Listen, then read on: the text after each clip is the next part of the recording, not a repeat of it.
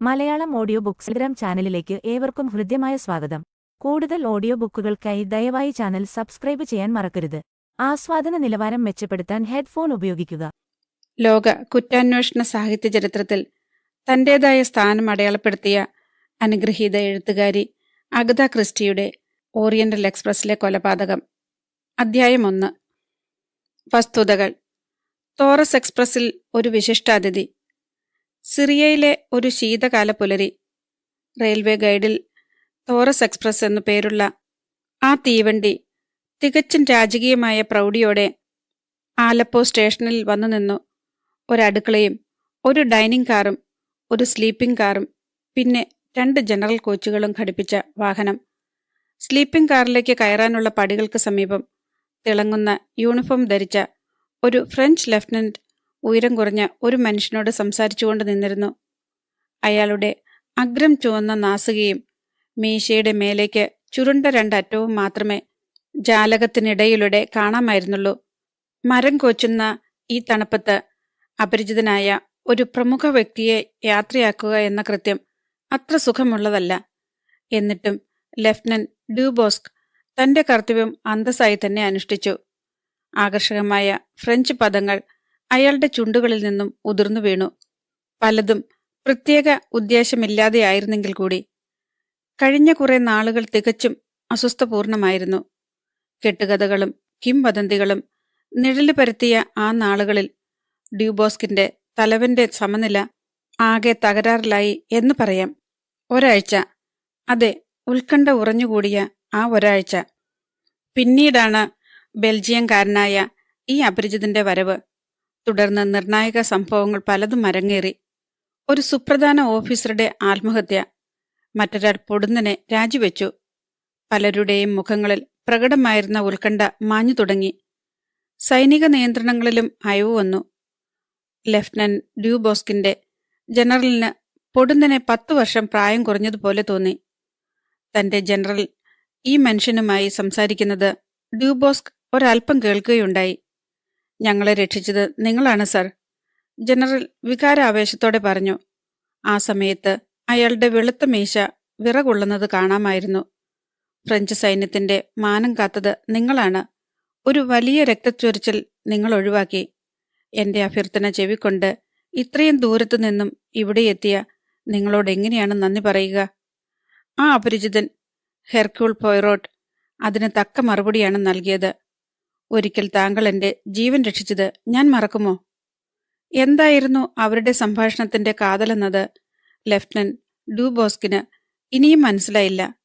പക്ഷെ തോറസ് എക്സ്പ്രസിൽ മടങ്ങുന്ന പോയ്റോട്ടിനെ യാത്രയാക്കാനുള്ള ചുമതല അയാൾക്ക് ലഭിച്ചു. ഔദ്യോഗിക രംഗത്ത് നല്ല ഭാവിയുള്ള ഡ്യൂബോസ്ക് ഔചിത്യപൂർണമായി തന്റെ കർത്തവ്യം നിർവഹിക്കുകയായിരുന്നു. "ഇന്ന് ഞായറാഴ്ചയാണ്," ഡ്യൂബോസ്ക് പറഞ്ഞു. "നാളെ തിങ്കളാഴ്ച വൈകുന്നേരം സ്റ്റാംബൂളിലെത്തും." ആദ്യത്തെ തവണയല്ല അയാളുടെ ഈ പല്ലവി. അല്ലെങ്കിൽ തന്നെ ട്രെയിൻ പുറപ്പെടുന്നതിന് മുൻപ് പ്ലാറ്റ്ഫോമിൽ നടക്കുന്ന സംഭാഷണം മറ്റെന്താകാനാണ്? ആവർത്തനമല്ലാതെ അവിടെ മറ്റ് നിവൃത്തിയില്ലല്ലോ. "അതെ," പോയ്റോട്ട് തലകുലുക്കി. "അവിടെ താങ്കൾ കുറച്ചു കാലം താമസിക്കും അല്ലേ?" "ഞാൻ കണ്ടിട്ടില്ലാത്ത സ്ഥലമാണ് സ്റ്റാംബൂൾ. അതൊന്ന് കാണാതെ അവിടം കടന്നു പോകുന്നത് കഷ്ടമല്ലേ?" പോയ്റോട്ട് വിശദീകരിച്ചു. "പ്രത്യേകിച്ചൊന്നും ഉണ്ടായിട്ടില്ല. ഒരു വിനോദസഞ്ചാരിയായി 3-4 ദിവസം അവിടെ തങ്ങുക, അത്രമാത്രം." ഒരു തണുത്ത കാറ്റ് ചൂളം വിളിയോടെ പ്ലാറ്റ്ഫോം ചൂഴ്ന്നെത്തി. ഇരുവരും വിറങ്ങലിച്ചു പോയി. ലഫ്റ്റനന്റ് ഡ്യൂബോസ്ക് തന്റെ വാച്ചിലൊന്ന് പാളി നോക്കി. 5 മണിയാവാൻ 5 മിനിറ്റ്. വണ്ടി വിടാൻ ഇനി 5 മിനിറ്റ് കൂടി മാത്രം. അപരൻ തന്റെ അക്ഷമ മനസ്സിലാക്കിയെന്ന് കരുതി അത് മറയ്ക്കാൻ അയാൾ വീണ്ടും സംഭാഷണം തുടർന്നു. "ഈ നേരത്ത് അധികം യാത്രക്കാരുണ്ടാകില്ല." സ്ലീപ്പിംഗ് കാറിന്റെ ജാലകത്തിലൂടെ ഉള്ളിലേക്ക് കണ്ണോടിച്ച് അയാൾ പറഞ്ഞു. "ശരിയാണ്," പോയ്റോട്ട് സമ്മതിച്ചു. "തോറസിൽ നിങ്ങൾ മഞ്ഞിലകപ്പെടാതിരിക്കാൻ നമുക്ക് പ്രാർത്ഥിക്കാം. അങ്ങനെ വരുമോ?" "സംഭവിച്ചിട്ടുണ്ട്. ഇക്കൊല്ലം ഇതുവരെ ഉണ്ടായിട്ടില്ല." "അതെ, നമുക്ക് പ്രത്യാശിക്കാം," പോയ്റോട്ട് പറഞ്ഞു. "യൂറോപ്പിലെ കാലാവസ്ഥ നന്നല്ലെന്ന് കേൾക്കുന്നു." "തീർത്തും മോശം. ബാൽക്കൻസിൽ കനത്ത മഞ്ഞുവീഴ്ചയാണ്." "ജർമ്മനിയിലും അങ്ങനെയാണത്രേ." അന്തരീക്ഷം വീണ്ടും നിശബ്ദതയിലേക്ക് വീഴുന്നുവെന്നറിഞ്ഞ ഡ്യൂബോസ്ക് സംഭാഷണം തുടർന്നു. നാളെ വൈകുന്നേരം 7:40 താങ്കൾ കോൺസ്റ്റാന്റിനോപ്പിളിലെത്തും. അതെ, പോയ്റോട്ട് പറഞ്ഞു. നിവൃത്തിയില്ലാതെ അദ്ദേഹം തുടർന്നു. അതൊരു നല്ല സ്ഥലമാണെന്ന് ഞാൻ കേട്ടിട്ടുണ്ട്. മനോഹരമാണത്. അവരുടെ തലയ്ക്ക് മുകളിൽ സ്ലീപ്പിംഗ് കാറിന്റെ ജനാല വിരികളിലൊന്ന് മുകളിലേക്കുയർത്തി ഒരു യുവതി പുറത്തേക്ക് നോക്കി. മേരി ഡബ്നം. ബാഗ്ദാദിൽ നിന്നും തലേ വ്യാഴാഴ്ച യാത്ര തിരിച്ചതിൽ പിന്നെ ശരിക്കും ഉറങ്ങിയിരുന്നില്ല. കിർക്കുക്കിനുള്ള തീവണ്ടിയിൽ വച്ചോ, മോസൂൾ റെസ്റ്റ് ഹൗസിൽ വെച്ചോ, അതല്ലെങ്കിൽ തലേന്ന് ട്രെയിൻ യാത്രയിലോ സ്വസ്ഥമായൊന്ന് ഉറങ്ങാൻ കഴിഞ്ഞില്ലെന്നതാണ് സത്യം. കമ്പാർട്ട്മെന്റിലെ ഹീറ്ററിന്റെ ചൂടിൽ അസ്വസ്ഥയായി എഴുന്നേറ്റിരുന്ന് അവൾ പുറത്തേക്ക് കണ്ണയച്ചു. ഇത് ആലപ്പോയാവണം. കാഴ്ചയ്ക്ക് ഒന്നും വ്യക്തമല്ല. മങ്ങിയ വെളിച്ചമുള്ള പ്ലാറ്റ്ഫോം. അറബി ഭാഷയിലുള്ള ഭീഷണമായ ആരവങ്ങൾ അകലെ എവിടെയോ കേൾക്കുന്നുണ്ടായിരുന്നു. അവളുടെ ജാലകത്തിന് ചുവട്ടിൽ 2 പേർ സംസാരിച്ചുകൊണ്ട് നിൽപ്പുണ്ട്. ഒരാൾ ഒരു ഫ്രഞ്ച് ഓഫീസറാണെന്നത് സ്പഷ്ടം. മൂക്കിന് താഴെ നിറയെ മീശ പടർത്തിയ ഒരു കുറിയ മനുഷ്യനാണ് അപരൻ. ഇത്രയേറെ കമ്പിളി ചുറ്റിയ മറ്റൊരാളെ താൻ ഇതിനു മുമ്പ് കണ്ടിട്ടില്ല. പുറത്ത് കനത്ത തണുപ്പാവും, അവൾ കരുതി. അതുകൊണ്ടായിരിക്കുമല്ലോ തീവണ്ടിക്കുള്ളിൽ ഇത്രയേറെ ചൂട് പിടിപ്പിക്കുന്നത്. ജാലകവിരി താഴ്ത്തുറപ്പിക്കാൻ അവൾ ശ്രമിച്ചു. പക്ഷെ അത് അനങ്ങുന്ന മട്ടില്ല. വാഗൺ ലിറ്റ് കണ്ടക്ടർ ഇരുവരുടെയും സമീപമെത്തി. തീവണ്ടി പുറപ്പെടാറായെന്നറിയിച്ചു. ഫ്രഞ്ച് ലഫ്റ്റനന്റ് പിന്തിരിയാൻ തുടങ്ങി. കുറിയ മനുഷ്യൻ തൊപ്പി ഉയർത്തി. ഹാ, തനി മട്ടത്തല. എല്ലാം മറന്ന് മേരി ഡബ്നം പുഞ്ചിരിച്ചുപോയി. കാഴ്ചയ്ക്ക് അശ്രീകരം പിടിച്ച മനുഷ്യൻ. ഇത്തരം കുള്ളന്മാരെ കണ്ണിനും കണിക്കും കൊള്ളില്ല. ലഫ്റ്റനന്റ് ഡ്യൂബോസ്ക് യാത്ര പറഞ്ഞു. പഠിച്ചുറച്ച് അതുവരെ കരുതി വച്ചിരുന്ന തേച്ചു മിനുക്കിയ വാക്കുകൾ. പോയ്റോട്ടും അതേ ഈണത്തിൽ വിട പറഞ്ഞു. പുറത്തെ കൊടും തണുപ്പിൽ നിന്നും ട്രെയിനിനുള്ളിലെ കനത്ത ചൂടിലേക്ക് പോയ്റോട്ട് കാലുകുത്തി. പിന്നാലെ കണ്ടക്ടറും. പോയ്റോട്ട് കൈവീശി. ലഫ്റ്റനന്റ് ഡ്യൂബോസ്ക് പ്രത്യഭിവാദനം ചെയ്തു. ഒരു കുലുക്കത്തോടെ തീവണ്ടി മുന്നോട്ട് നീങ്ങി. ലഫ്റ്റനന്റ് ഡ്യൂബോസ്കിന്റെ ചുണ്ടു വിറച്ചു. തണുപ്പിന്റെ തീഷ്ണത അയാൾക്ക് ശരിക്കും ബോധ്യം വന്നു. ഒക്കെ ശരിയല്ലേ സാർ? തീവണ്ടി മുറിക്കുള്ളിലെ ക്രമീകരണങ്ങളെക്കുറിച്ചും ലഗേജുകൾ അടുക്കിവെച്ചതിലെ ചിട്ടയെക്കുറിച്ചുമൊക്കെ നാടകീയമായി വിവരിച്ചുകൊണ്ട് കണ്ടക്ടർ ചോദിച്ചു. അയാളുടെ ഉള്ളിലിരിപ്പ് വ്യക്തമാണ്. നിവൃത്തിയ ആ കൈപ്പത്തിക്കുള്ളിൽ പോയ്റോട്ട് ഒരു മടക്കിയ നോട്ട് വെച്ചു കൊടുത്തു. Thank you sir.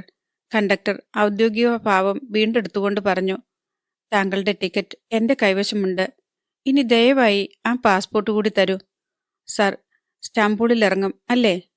പോയ്റോട്ട് തലകുലുക്കി. വണ്ടിയിൽ യാത്രക്കാർ കുറവാണെന്ന് തോന്നുന്നു. അല്ല സർ, എനിക്ക് മറ്റ് 2 പേരുടെ കാര്യം കൂടി നോക്കിയാൽ മതി. 2ഉം ഇംഗ്ലീഷുകാരാണ്. ഇന്ത്യയിൽ നിന്നൊരു കേണൽ, പിന്നൊരു ചെറുപ്പക്കാരി. ബാഗ്ദാദിൽ നിന്നുള്ള വരവ്. സാറിന് എന്തെങ്കിലും വേണ്ടതുണ്ടോ? ചെറിയൊരു ബോട്ടിൽ ആപ്പിൾ ജ്യൂസിന് അദ്ദേഹം ഓർഡർ നൽകി. വെളുപ്പാൻ കാലത്ത് ട്രെയിൻ യാത്ര തുടങ്ങുന്നത് ഒരു പന്തികേട് തന്നെ. പുലരാൻ പിന്നെയുമുണ്ട് 2 മണിക്കൂർ. തലേ ദിവസത്തെ ബാക്കിയുള്ള ഉറക്കവും വിഷമം പിടിച്ച ഒരു കേസ് പൂർത്തിയാക്കിയതിനു ശേഷമുള്ള ആശ്വാസവും പോയ്റോട്ടിനെ ചുരുണ്ടുകിടന്ന് ഒന്നുറങ്ങാൻ പ്രേരിപ്പിച്ചു. ഉണർന്നപ്പോൾ നേരം 9:30 കഴിഞ്ഞിരുന്നു. ഒരു ചൂട് കാപ്പി തേടി അയാൾ റെസ്റ്റോറന്റ് കാറിലേക്ക് നടന്നു. ആ സമയത്ത് റെസ്റ്റോറന്റിൽ ഒരേ ഒരാളെ ഉണ്ടായിരുന്നുള്ളൂ. ഇവരാവും കണ്ടക്ടർ വിശേഷിപ്പിച്ച ഇംഗ്ലീഷുകാരി. മെലിഞ്ഞ് ഉയരമുള്ള ഇരുണ്ട നിറക്കാരി. 28 വയസ്സിനപ്പുറം വരില്ല. ഭക്ഷണം കഴിക്കുന്ന രീതിയിലും പരിചാരകനെ വിളിച്ച് കുറച്ചുകൂടി കാപ്പി കൊണ്ടുവരാൻ ആവശ്യപ്പെടുന്ന സ്വരത്തിലുമൊക്കെ എന്തോ ഒരു പ്രത്യേകതയുണ്ടായിരുന്നു. നാടുകൾ ചുറ്റി സഞ്ചരിച്ച് ഏറെ തഴക്കം വന്ന പ്രകൃതം. യാത്രയ്ക്ക് പറ്റിയ തരം ഇരുണ്ട നിറമുള്ള വസ്ത്രമായിരുന്നു അവൾ ധരിച്ചിരുന്നത്. അത് നേർത്തതുമായിരുന്നു. തീവണ്ടിക്കുള്ളിൽ ചൂട് കൂടുതലാണല്ലോ. മറ്റൊന്നും ചെയ്യാനില്ലാതിരുന്നതിനാൽ ഹെർക്യൂൾ പോയ്റോട്ട് അവളെ തന്നെ ശ്രദ്ധിച്ചിരുന്നു, പുറത്തു പ്രകടമാക്കാതെ. എവിടെ പോയാലും സ്വയം സംരക്ഷിക്കാൻ തക്ക തന്റെ ഇടവും കഴിവും ഉള്ളവളാണ് അവൾ എന്ന് അദ്ദേഹം നിർണയിച്ചു. അവളുടെ ശരീരഘടനയും ആകർഷകമായ ചലനങ്ങളും നേർത്ത ഇരുളിമയുടെ തുടുപ്പ് വീണ ആ മേനിയുമൊക്കെ പോയ്റോട്ടിനെ വളരെ ആകർഷിച്ചു. ചീകിമിനുക്കിയ കറുത്ത തലമുടി, അവ ഞൊറിഞ്ഞു കിടക്കുന്നത് കാണാനൊരു ഭംഗിയുണ്ട്. തവിട്ട് നിറമുള്ള ആ കണ്ണുകൾ അലസവും നിർവികാരവുമായിരുന്നു. പക്ഷെ ഒന്ന് തീർച്ച, കൈഞ്ഞൊടിച്ചാൽ കറങ്ങി വീഴുന്ന തരം പഞ്ചാര പൈങ്കിളി പെണ്ണല്ല ശ്രീമതി. ഈ സമയം മറ്റൊരാൾ റെസ്റ്റോറന്റിലേക്ക് കടന്നുവന്നു. മെലിഞ്ഞ് ഉയരം കൂടിയ ഒരു തവിട്ട് നിറക്കാരൻ. 40-നും 50-നും ഇടയ്ക്കാവണം പ്രായം. അയാളുടെ തലയുടെ ഇരുവശവുമുള്ള മുടി നരച്ചിരുന്നു. ഇന്ത്യയിൽ നിന്നെത്തിയ കേണൽ, പോയ്റോട്ട് ഊഹിച്ചു. ആഗതൻ അവളുടെ സമീപത്തെത്തി. Good morning Miss Debenham. Morning, colonel Arbuthnot. അവൾക്ക് എതിർവശമുള്ള കസേരയിൽ കൈപ്പത്തിയൂന്നി. കേണൽ നിന്നു. അവൾ വിരോധം പ്രകടിപ്പിച്ച് കാണാത്തതിനാൽ കസേരയിലിരുന്നു. ബോയ്, അയാൾ ഉറക്കെ വിളിച്ചു. മുട്ടയ്ക്കും കാപ്പിക്കും ഓർഡർ നൽകി. അയാളുടെ കണ്ണുകൾ ഒരു നിമിഷം ഹെർക്കൂൾ പോയ്റോട്ടിൽ തങ്ങി. പിന്നെ അവഗണനാ ഭാവത്തിൽ നോട്ടം പിൻവലിച്ചു. ഏതോ നാശം പിടിച്ച പരദേശി എന്ന മനോഗതത്തോടെയാവണം അയാൾ പോയ്റോട്ടിനെ നോക്കിയതെന്ന് അദ്ദേഹത്തിന് തോന്നി. ഇംഗ്ലീഷുകാർ തമ്മിൽ അധികം സംസാരിച്ചില്ല. അവരുടെ പൊതു സ്വഭാവം പോലെ ചുരുക്കം ചില വാക്കുകൾ. പിന്നീട് യുവതി എഴുന്നേറ്റ് അവളുടെ കമ്പാർട്ട്മെന്റിലേക്ക് പോയി. ലഞ്ചിന്റെ നേരവും അവരൊരുമിച്ചിരുന്നു. മൂന്നാമത്തെ യാത്രക്കാരനെ കണ്ടതായി പോലും നടിച്ചില്ല. ഇക്കുറി സംഭാഷണം കുറച്ചുകൂടി നീണ്ടുപോയി. കേണൽ ആർബുത്നോട്ട് പഞ്ചാബിനെക്കുറിച്ചാണ് സംസാരിച്ചത്. ഇടയ്ക്ക് ബാഗ്ദാദ് വിശേഷങ്ങൾ ആരായുകയും ചെയ്തു. യുവതി ഒരു ഗ്രഹാധ്യാപികയാണെന്ന് വ്യക്തമായി. സംസാരിച്ച കൂട്ടത്തിൽ ഇരുവർക്കും അറിയാവുന്ന ചില പഴയ പരിചയക്കാരുടെ പേരുകളും പൊന്തിവന്നു. ഏതോ ഒരു ടോമി, പിന്നൊരു റഗ്ലി. സൗഹൃദം ദൃഢമാകാൻ വഴി എളുപ്പമായി. നേരിട്ട് ഇംഗ്ലണ്ടിലേക്കാണോ അതോ സ്റ്റാംബൂളിൽ ഇറങ്ങുന്നുണ്ടോ എന്ന് കേണൽ അവളോട് ചോദിച്ചു. നേരിട്ട് പോവുകയാണ്. അത് കഷ്ടമല്ലേ? 2 കൊല്ലം മുമ്പ് ഈ വഴി പോയപ്പോൾ 3 ദിവസം ഞാൻ അവിടെ കഴിഞ്ഞതാണ്. അത് ശരി, എന്തായാലും നന്നായി. കാരണം ഞാനും നേരിട്ട് യാത്ര ചെയ്യുകയാണ്. മിസ് ഡബ്നാം അത് സമ്മതിച്ചു. കേണലിന്റെ മുഖമൊന്ന് തുടുത്തു കണ്ടു. നമ്മുടെ കേണലൊരു വികാരജീവിയാണെന്ന് തോന്നുന്നല്ലോ. ലേശം വിനോദത്തോടെ ഹെർക്യൂൾ പോയ്റോട്ട് സ്വയം പറഞ്ഞു. ഈ ട്രെയിൻ യാത്ര സമുദ്രയാത്ര പോലെ കുഴപ്പം പിടിച്ചത് തന്നെയെന്ന് അദ്ദേഹത്തിന് തോന്നി. അവൾ പുറത്തേക്കിറങ്ങി. പിന്നാലെ കേണലും. ടോറസിന്റെ സുന്ദര ദൃശ്യങ്ങളിലേക്ക് തീവണ്ടി പ്രവേശിച്ചു. കോറിഡോറിൽ നിന്നുകൊണ്ട് ഇരുവരും കാഴ്ചകൾ കണ്ടു. സിലീഷ്യൻ ഗേറ്റിന്റെ ദൃശ്യം പൊടുന്നനെ അവളിലൊരു നിശ്വാസമുണർത്തി. അവർക്കരികിൽ നിൽക്കുകയായിരുന്ന പോയ്റോട്ട് അവളുടെ നിമന്ത്രണം കേട്ടു. എന്തു ഭംഗി! എനിക്കിതൊന്ന് ആസ്വദിക്കാൻ കഴിഞ്ഞിരുന്നെങ്കിൽ. ആർബുത്നോട്ട് നിശബ്ദനായി നിന്നു. അയാളുടെ ചുണ്ടുകൾ വലിഞ്ഞു. മുഖം അല്പം രൗദ്രഭാവമാർന്ന പോലെ കാണപ്പെട്ടു. ഇതൊക്കെ വിട്ടെറിഞ്ഞ് പരലോകത്തേക്ക് പോകുന്ന മട്ടിലാണല്ലോ, അയാൾ പറഞ്ഞു. ദയവായി അരുതേ. ഓ ശരി ശരി. പോയ്റോട്ട് നിന്ന ഭാഗത്തേക്ക് കണ്ണെറിഞ്ഞിട്ട് അയാൾ വിഷയം മാറ്റി സംസാരിച്ചു. നിങ്ങളുടെ ഈ ഗൃഹാധ്യാപികയായുള്ള ജീവിതം എന്തു മുഷിപ്പിനാണ്. മൂശേട്ട പിടിച്ച തള്ളന്മാരുടെയും ശാഠ്യക്കാരായ കുട്ടികളുടെയും കൂടെയുള്ള ജീവിതം. തെല്ലുറക്കെ അവൾ ചിരിച്ചു. നിങ്ങൾ അതേക്കുറിച്ച് ബേജാറാവണ്ട. അവരെ മെരുക്കാൻ എനിക്കറിയാം. ആർബുത്നോട്ടിന് ജാള്യത തോന്നിക്കാണും. പിന്നീട് അയാളോ അവളോ എന്തെങ്കിലും സംസാരിച്ചുവെന്ന് തോന്നുന്നില്ല. ഒരു കൊച്ചു കോമഡി മാതിരിയുണ്ടല്ലോ, പോയ്റോട്ട് സ്വയം പറഞ്ഞുപോയി. രാത്രി ഏതാണ്ട് 11:30 അവർ കൊനിയയിലെത്തി. ഒന്ന് മൂരി നിവർക്കാൻ വേണ്ടി ആ ഇംഗ്ലീഷുകാർ ഇരുവരും മഞ്ഞു വീണ പ്ലാറ്റ്ഫോമിലേക്ക് ഇറങ്ങി. നനഞ്ഞു കുതിർന്ന സ്റ്റേഷൻ. ജാലകച്ചില്ലിലൂടെ പുറത്തേക്ക് കണ്ണയച്ചുകൊണ്ട് പോയ്റോട്ട് കിടന്നു. എന്തായാലും ഇത്തിരി ശുദ്ധവായു ശ്വസിക്കുന്നതുകൊണ്ട് കുഴപ്പമൊന്നുമില്ലെന്ന് കരുതി അയാൾ എഴുന്നേറ്റു.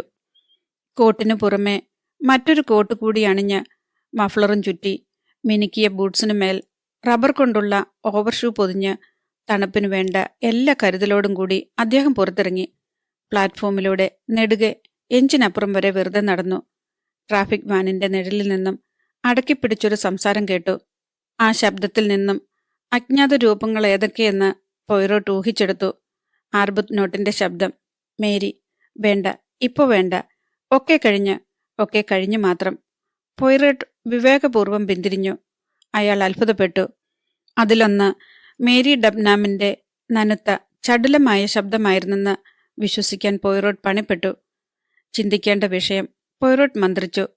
അടുത്ത ദിവസം അവർ തമ്മിൽ എന്തെങ്കിലും അകൽച്ച ഉണ്ടായിട്ടുണ്ടോ എന്ന് പോയ്റോട്ട് സംശയിച്ചു. അവരന്യോന്യം സംസാരിച്ചില്ലെന്ന് തന്നെ പറയാം. യുവതിയുടെ മുഖത്ത് ഉത്കണ്ഠ. ആ മിഴികൾക്ക് താഴെ ഇരുണ്ട രേഖകൾ. ഏതാണ്ട് 2:30 മണിയായി കാണും. തീവണ്ടി പെട്ടെന്ന് നിന്നു. ആളുകൾ ജനാലയിലൂടെ തല പുറത്തേക്കിട്ട് എത്തിനോക്കി. ഡൈനിങ് കാറിന് നേരെ കൈ ചൂണ്ടി നിരത്തിൽ നിന്നവർ എന്തൊക്കെയോ വിളിച്ചു പറയുന്നു. പാഞ്ഞുപോയ വാഗൺ കണ്ടക്ടറോട് പോയ്റോട്ട് എത്തിവലിഞ്ഞ കാര്യം അന്വേഷിച്ചു. അയാൾ മറുപടിയും പറഞ്ഞു. തല വീണ്ടും ഉള്ളിലേക്ക് വലിച്ചപ്പോൾ തൊട്ടു പിന്നിലെത്തിയ മേരി ഡബ്നാമുമായി കൂട്ടിയിടിച്ചനെ. എന്താ, എന്തുണ്ടായി? ശ്വാസം വിഴുങ്ങിയാണ് അവൾ ചോദിച്ചത്. ഫ്രഞ്ച് ഭാഷയിൽ. എന്തിനാണ് വണ്ടി നിർത്തിയിട്ടിരിക്കുന്നത്? ഒന്നുമില്ല മാഡം. ഡൈനിങ് കാറിന് ചൂട്ടിൽ എന്തോ തീപിടുത്തം. സാരമില്ല, അതെല്ലാം അണച്ചു കഴിഞ്ഞു. ഇനി ഒരൽപ്പം റിപ്പയർ ഉണ്ട്. അവളിൽ നനച്ചിരിക്കാത്ത ഒരു ഭാവമാറ്റമുണ്ടായി. അപകടമുണ്ടാവുമോ എന്ന ഭയം അവൾക്ക് തരുമ്പും കണ്ടില്ല. പക്ഷേ സമയമോ? വണ്ടി വൈകില്ലേ? ശരിയാണ്, അങ്ങനെ സംഭവിക്കാം. പോയ്റോട്ട് സമ്മതിച്ചു. പക്ഷെ വൈകിയാൽ പറ്റില്ല. ഈ വണ്ടി 6:55 അവിടെ എത്തണം. എന്നിട്ട് വേണം ബോസ്പോറസ് കടന്ന് മറുവശത്തെത്തി 9 സിംപ്ലോൻ ഓറിയന്റ് എക്സ്പ്രസ് പിടിക്കാൻ. 1-2 മണിക്കൂർ ലേറ്റായാൽ കണക്ഷൻ ട്രെയിൻ കിട്ടില്ല. അതും ശരിയാണ്. പോയ്റോട്ട് തലകുലുക്കി. അയാൾ അവളുടെ ഉത്കണ്ഠ ശ്രദ്ധിച്ചു. ജനാലയിൽ പിടിച്ചിരുന്ന ആ കൈയും അവളുടെ ചുണ്ടുകളും വിറകൊള്ളുന്നുണ്ടായിരുന്നു. നിങ്ങൾക്കത് അത്രമാത്രം ആവശ്യമാണോ മാഡം? അതെ, അത് ആവശ്യമാണ്. എനിക്ക് ആ ട്രെയിൻ കിട്ടിയേ തീരൂ. അവൾ പിന്തിരിഞ്ഞ് ഇടനാഴിയിലൂടെ കേണൽ ആർബുത് നോട്ടിനെ കാണാൻ പോയി. അവളുടെ ഉത്കണ്ഠയ്ക്ക് കാര്യമുണ്ടായിരുന്നില്ല. 10 മിനിറ്റിന് ശേഷം ട്രെയിൻ വീണ്ടും ചലിച്ചു. യാത്രയിൽ വേഗം ക്രമീകരിച്ചിരുന്നതിനാൽ തീവണ്ടി ലക്ഷ്യസ്ഥാനത്തെത്തിയപ്പോൾ വെറും 5 മിനിറ്റ് മാത്രമായിരുന്നു ലേറ്റായത്. ബോസ്പോറസ് കടക്കുന്നതിനിടയിൽ ഹെർക്യൂൾ പോയ്റോട്ട് ബോഗിയിലുണ്ടായിരുന്ന മറ്റു യാത്രക്കാരിൽ നിന്നും ഒറ്റപ്പെട്ടു. പിന്നീട് അവരെ കണ്ടതുമില്ല. ഹലാറ്റ ബ്രിഡ്ജിൽ നിന്നും നേരെ ടൊക്കാത്ലിയൻ ഹോട്ടലിലേക്ക് പോയ്റോട്ട് പോയി. ടൊക്കാത്ലിയൻ ഹോട്ടലിലെത്തി ഒരു ബാത്ത് അറ്റാച്ച്ഡ് മുറി ആവശ്യപ്പെട്ടതിന് ശേഷം പോയ്റോട്ട് തനിക്കുള്ള കത്തുകൾ തിരഞ്ഞു. 3 കത്തും 1 ടെലഗ്രാമും അദ്ദേഹത്തെ കാത്തുകിടന്നിരുന്നു. ആ ടെലഗ്രാം തികച്ചും അപ്രതീക്ഷിതമായിരുന്നു. പോയ്റോട്ടിന്റെ പുരുകങ്ങൾ കുറച്ചൊന്നുയർന്നു. സ്വതയുള്ള അവധാനതയോടെ അദ്ദേഹം ടെലഗ്രാം തുറന്നു. കാസ്നർ കേസിൽ നിങ്ങൾ പ്രവചിച്ച സംഭവവികാസങ്ങൾ അപ്രതീക്ഷിതമായി ഉരുത്തിരിഞ്ഞിരിക്കുന്നു. ഉടൻ പുറപ്പെടുക. വല്ലാത്ത തൊന്തരവ് തന്നെ. പോയ്റോട്ട് അല്പം വിഷമത്തോടെ മന്ത്രിച്ചു. അദ്ദേഹം ക്ലോക്കിൽ നോക്കി. ഈ രാത്രി പോയേ പറ്റൂ. മുറി സൂക്ഷിപ്പുകാരനോട് അദ്ദേഹം ചോദിച്ചു. സിംപ്ലോൻ ഓറിയന്റ് എപ്പോൾ പുറപ്പെടും? 9 മണിക്ക്. ഒരു സ്ലീപ്പർ കിട്ടുമോ? തീർച്ചയായും. ഈ ഒരു സീസണിൽ തീവണ്ടി മിക്കവാറും കാലിയാണ്. ഫസ്റ്റ് ക്ലാസ്സോ സെക്കൻഡ് ക്ലാസ്സോ? ഫസ്റ്റ്. ശരി സാർ, എവിടെ വരെയാണ് വേണ്ടത്? ലണ്ടൻ. ശരി സാർ, ലണ്ടനിലേക്ക് ടിക്കറ്റ് എടുക്കാം. സ്റ്റാംബൂൾ കാലസ് കോച്ചിൽ സ്ലീപ്പിംഗ് കാറിൽ ബെർത്തും റിസർവ് ചെയ്യാം. വീണ്ടും പോയ്റോട്ട് ക്ലോക്കിൽ നോക്കി. 8-ന് 10 മിനിറ്റ് ബാക്കി. ഭക്ഷണം കഴിക്കാൻ നേരം കിട്ടുമോ? പിന്നെന്താ സാർ? അയാൾ മുറിക്കുള്ള ഓർഡർ ക്യാൻസൽ ചെയ്യാൻ നീങ്ങി. റെസ്റ്റോറന്റിൽ വെയിറ്റർക്ക് നിർദ്ദേശങ്ങൾ നൽകിക്കൊണ്ടിരുന്നപ്പോൾ പോയ്റോട്ടിന്റെ തോളിൽ ഒരു കൈയമർന്നു. ഹായ്, ഇത് അപ്രതീക്ഷിതമായ ഒരു കൂടിക്കാഴ്ച തന്നെ. മിസ്റ്റർ ബൗസ്. പോയ്റോട്ട് ചാടി എഴുന്നേറ്റു. ഉയരം കുറഞ്ഞ പ്രായമേറിയ ഒരു മനുഷ്യനാണ് mister Bouc. Mister Poirot. Mister Bouc ബെൽജിയംകാരനായിരുന്നു. കമ്പനി ഇന്റർനാഷണൽ ഡി വാഗൻസ് ലിമിറ്റഡിന്റെ ഡയറക്ടർമാരിൽ ഒരാൾ. ബെൽജിയം പോലീസ് സേനയിലെ മുൻ ഉദ്യോഗസ്ഥനായ പോയ്റോട്ടുമായി വർഷങ്ങൾ നീണ്ട പരിചയം അയാൾക്കുണ്ടായിരുന്നു. നാട്ടിൽ നിന്നും ഇത്ര ദൂരെ? മിസ്റ്റർ ബൗസ് ചോദിച്ചു. സിറിയയിൽ പോയി മടങ്ങുകയാണ്. ഒരു ചെറിയ പ്രശ്നം. ഓഹോ, അപ്പോൾ വീട്ടിലേക്കുള്ള മടക്കയാത്രയാണ് അല്ലേ? എപ്പോൾ പുറപ്പെടുന്നു? ഇന്ന് രാത്രി തന്നെ. കൊള്ളാം, ഞാനുമുണ്ട്. ലൗസാനെ വരെ പോകേണ്ട കാര്യമുണ്ട്. സിംപ്ലോൻ ഓറിയന്റിലാകുമല്ലോ നിങ്ങളുടെ യാത്ര? അതെ, ടിക്കറ്റ് റിസർവ് ചെയ്യാൻ ഞാനിപ്പോൾ പറഞ്ഞതേയുള്ളൂ. ഇവിടെ കുറേ നാൾ തങ്ങണമെന്നായിരുന്നു ആഗ്രഹം. പക്ഷേ ഇംഗ്ലണ്ടിൽ നിന്നൊരു ടെലഗ്രാം. ഹോ, മിസ്റ്റർ ബൗസ് ഒന്ന് നിശ്വസിച്ചു. സർവത്ര പ്രശ്നങ്ങൾ. പക്ഷേ സാർ, നിങ്ങൾ ഈയിടെ പ്രശസ്തിയുടെ കൊടുമുടിയിലായിരിക്കുന്നല്ലോ. ചെറിയ കുറെ നേട്ടങ്ങൾ ഉണ്ടായെന്ന് മാത്രം. ഹെർക്യൂൾ പോയ്റോട്ട് സാധാരണ രീതിയിൽ മറുപടി പറഞ്ഞു. മിസ്റ്റർ ബൗസ് മന്ദഹസിച്ചു. ശരി, പിന്നെ കാണാം. ഹെർക്യൂൾ പോയ്റോട്ട് മേശയിലിരിക്കാതെ സൂപ്പ് അകത്താക്കുന്ന പ്രയത്നത്തിലേർപ്പെട്ടു. ശ്രമകരമായ ആ ജോലി പൂർത്തിയാക്കി അയാൾ തല പൊന്തിച്ചു നോക്കി. 1/2 ഡസനോളം ആളുകൾ മാത്രമേ റെസ്റ്റോറന്റിലുണ്ടായിരുന്നുള്ളൂ. അവരിൽ 2 പേർ ഹെർക്യൂൾ പോയ്റോട്ടിന്റെ ശ്രദ്ധ പിടിച്ചെടുക്കുകയുണ്ടായി. അവർ അധികം അകലെയായിരുന്നില്ല. അവരിൽ ആ ചെറുപ്പക്കാരനെ കാണാൻ കൗതുകമുണ്ടായിരുന്നു. പ്രായം 30 കടന്നിട്ടില്ല. അമേരിക്കക്കാരനാണെന്ന് വ്യക്തം.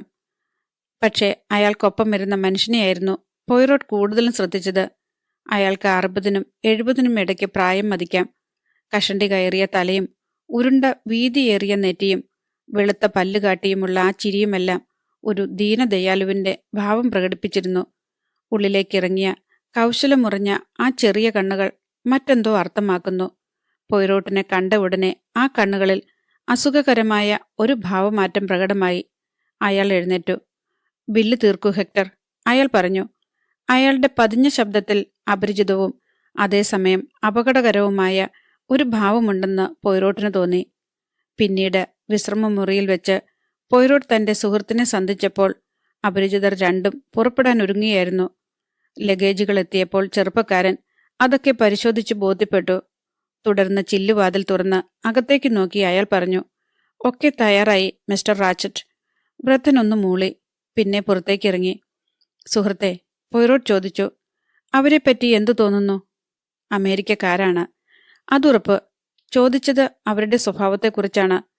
ആ ചെറുപ്പക്കാരൻ കുഴപ്പമില്ലെന്ന് തോന്നുന്നു. മറ്റേയാളോ? ഉള്ളത് പറഞ്ഞാൽ ഞാനത്ര ശ്രദ്ധിച്ചില്ല. അയാളെ കണ്ടിട്ട് തന്നെ എനിക്കത്ര പിടിച്ചില്ല. നിങ്ങൾക്കോ? ഒരു നിമിഷത്തിന് ശേഷം പൊയ്റോട്ട് പറഞ്ഞു, വിചിത്രമായ ഒരു തോന്നലാണെനിക്ക്. ഒരു വന്യജന്തു, ക്രൂരമൃഗം. മനസ്സിലായില്ലേ സുഹൃത്തെ? അതാണിപ്പോൾ ഇറങ്ങിപ്പോയത്.